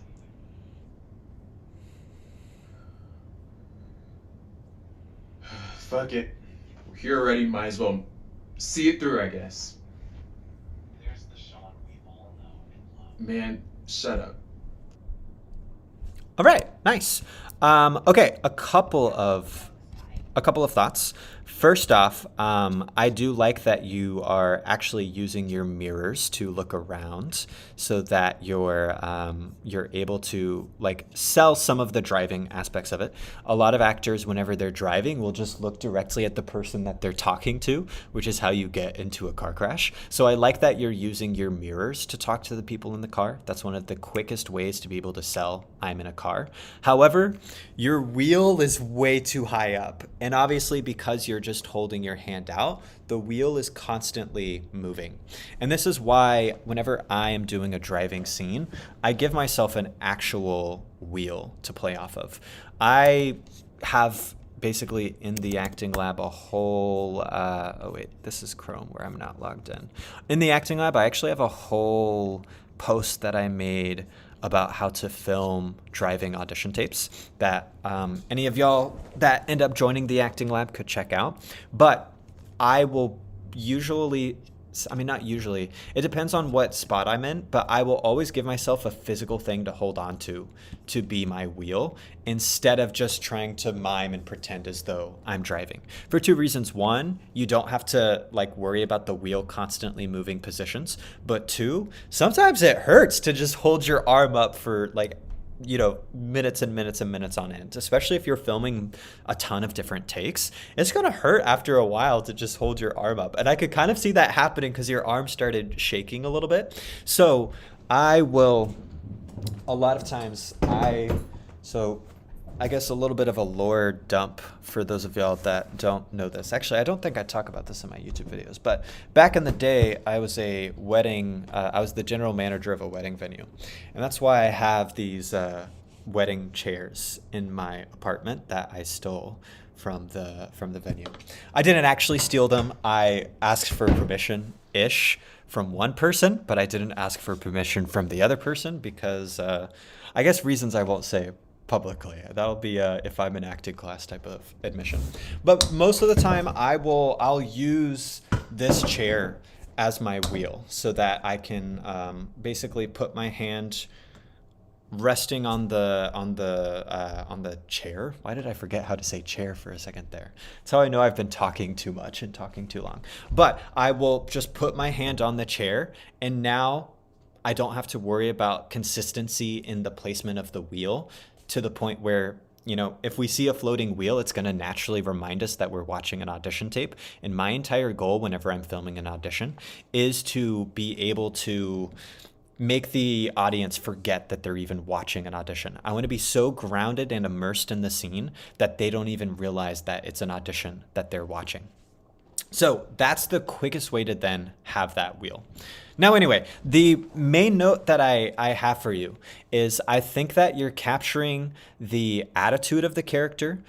And I think that it's very obvious that you're in over your head, so the stakes are clear for you. But I don't necessarily get a sense of the relationship that you have to this other girl. Like there's this, or maybe she's not a girl, but there's this other character that talked that I never really saw your opinion of her come through. I saw you have a little bit of that annoyance to this one guy that you were talking to, and then no opinion at all of this other girl. And whenever you think about casting, right? We're casting a group of actors. I say we, obviously I'm not casting this project, but whenever we're looking at casting, a casting director is looking for not just the best actors, they're looking for the actors that fit, right? And I've been able to see this in all of the casting simulations that we do in the acting lab, where it's never whenever me and Logan are choosing our top actors to pin that then progress to the finals where they get to perform for the industry experts. It's never, and this was the best actor. It's always, this actor felt like they matched the energy of this other actor, right? And that's why relationships are so important. And you could shoot yourself in the foot in this scene by having one clear relationship and then one really unclear relationship. At the very least, we could maybe get a sense of, does your energy play off of the energy that the actor that you're clearly annoyed by is giving off, but we're not going to get a sense of how you fit with this other character in the scene, which is going to make it hard for us to see if you can fit with an actress that auditioned for that role. So that's part of why you want to have a crystal clear relationship with everybody in the scene, because it lets the decision makers know this is how you could fit into our world. But if you have a neutrality towards any of the characters, it's that much harder for us to feel like you would fit like a puzzle piece going right into the world that we're creating. So that would be the main thing that I would want to play around with in a second take version of this. And then the smaller little thing, and the main reason I hesitate to give this note is because since I haven't read the script, based off of the script and reading it, I might develop a different idea or interpretation of it. But I don't really feel like you have a major change in this scene. And so it doesn't necessarily feel like this necessarily progresses the story forward. And I want to see what it is about this scene that changes how you move next. I want to see what about the scene leads to you making a change. And I feel like if we, my favorite test is to look at the first frame and the last frame. Oh, well, you have a change right here. Maybe I just stopped it before you got to the change. But I like to look at the first frame and the last frame. And then if they look identical, there hasn't been a change. Hold on a second, though. Did I pause this prematurely? Where did this moment come from? How do you know? Why was that cop being such a prick to him? He could have done some nefarious shit. We'll just jump him if he tries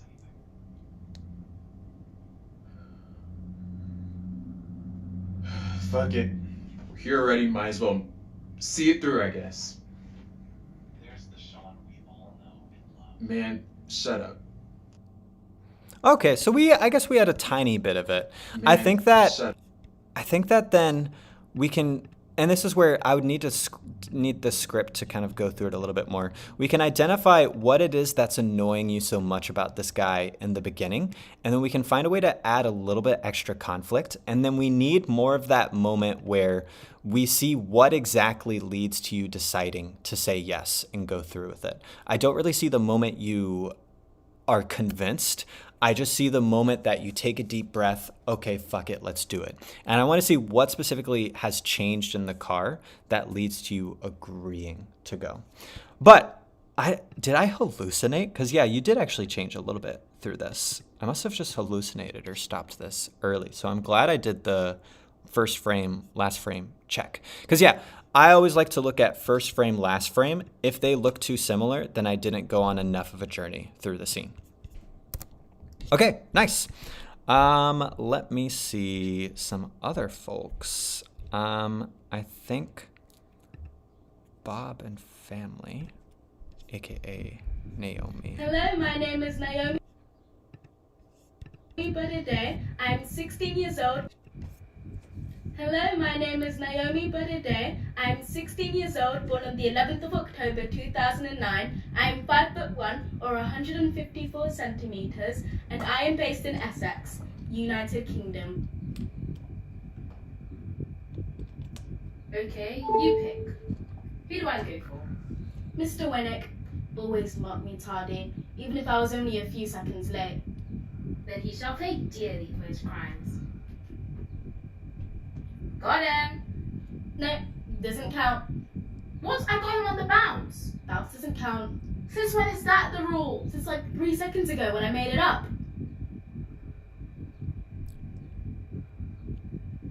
You okay? Just thinking about my mum. When you saw her, did she seem okay? I mean, it was quick, but it took a couple of soldiers to keep her on that bus. Yeah, it definitely sounds like my mum. At least she's safe. What about your dad? He's safe in Florida with his new girlfriend. My parents split up. Oh, sorry. Not your fault. That would be mine. You can't blame yourself for that. Why not? My sister thinks so. You know, the worst part, she's not wrong. I've seen this scene My dad before. sent me a text message that he meant to send to his girlfriend. Oh. That's how I found out that he was cheating on my mum. I have seen this. What'd you do? Ruby thinks I should have kept my mouth shut. Yeah, but you'd be betraying your mum. I know, but maybe if I had, my parents would still be together, and my dad would still be in town, and Ruby and I would be anywhere but here. Thank you so much for listening. All right, nice. Yeah, I've seen this scene a few times because I think Nicole McCavis and Grace, I don't know how to pronounce her last name, Grace Lemel. Both of them are acting lab members. I gave them some feedback on their version of the scene when they first auditioned for it because I forget if this is, I think it's Disney. I can't remember if it was Disney or Nickelodeon, but I'm pretty sure I remember it being Disney. But I think this was a really strong take. I think that you did a really great job of having a very clear shift. I loved that you started like playful, bright, cheerful, high energy, and then we got to see your energy tank as how you actually felt progressed. I only have honestly one tiny little note for you. And I'll be honest, this is more of a directing note necessarily than a note of, and this is why the scene didn't work, which is you feel a lot more like the younger sister in this scene. And it needs to feel more like you're the older sister that was trying her best. I know that this isn't the scene. I know you're not literally doing this scene with the younger sister. You're doing it with a friend. But it needs to be very clear that your character carries a lot of responsibility on her shoulders, that she carries a lot of the guilt and the weight of what happened with her parents on her shoulders. And her younger sister agrees. And there needs to be almost a sense of, you knew that you were capable of more. You knew that you were capable of being stronger. And again, this is a directing thing. This isn't like a acting note. This is something where I would want to push you against a little bit more so that you fit more of that older sister energy. Because I see casting looking at this tape and you're already a little bit on the younger, I mean, not literally younger side, but kind of younger side in terms of Hollywood. So basically you kind of have this limbo period between about like 15 to 17. Sometimes it's like all the way to 14 to 17, where you're sort of in this limbo because due to child labor laws, you're probably going to be passed over for over 18 actors that they don't have to deal with child labor laws. You generally, when you're in that 15 to 17 bucket, look too old to play middle school, but also you're not yet, but also the roles that you look old enough to play, they're just going to cast over 18 so that they don't have to worry about labor laws. So a lot of times when you're in that bucket of 16 is a really tough age as an actor, because of that, where you're now right in that zone where you look like you'd be a high schooler, but they're going to cast over 18 to be high schoolers. So visually off the bat, I say all of that because you're already going to be playing an uphill battle going against actors that are already going to look a little bit older than you. So you already being younger is going to then make it even more important for it to be clear that you would be in the older sister bracket. But this is giving more of the younger sister energy. And I think a lot of that needs to come from you having a little bit more of an active piece in the last section, where it needs to be very clear that you're taking accountability and you desperately want to make things better. And I feel like you're a little bit more resigned to it towards the end. So that'd be the only like note that I would give you is let's see if we can boost it older so that you can compete for the over 18 actors that they're most likely going to cast. Look to cast for a series regular type of role. Now, again, I mainly mean that in sense of older sister energy. If you were supposed to be the sweet, young, naive character, then I think this works. But this is the character that is wise beyond her years. So I think you could, have leaned into that a little bit more. But overall, this was a really, really strong take. So thank you for submitting it to me. Great job. All right. Well, everybody, thank you for joining me on my first ever live stream. Hopefully, all of y'all got some good little pieces of value. Hopefully, y'all enjoyed this, and I hope I was engaging enough to keep y'all interested from beginning to end. Appreciate all of y'all for joining me, and I hope y'all have a great rest of your day. If any of y'all loved how this felt, then again, in our online acting school, the Acting Lab, we literally do this every single month through the casting simulation, where everybody submits audition tapes for the same group of characters that we give feedback to live on the call this exact way. So if at any point you found yourself really enjoying and getting a lot of value from this, then you should consider joining the Acting Lab. Depending on how this goes, I might look into doing this again if y'all end up liking it enough. Maybe we'll bring it back for a part 2 for any of y'all that weren't able to get your feedback reviewed. So bye, everybody. Have a great rest of y'all's day.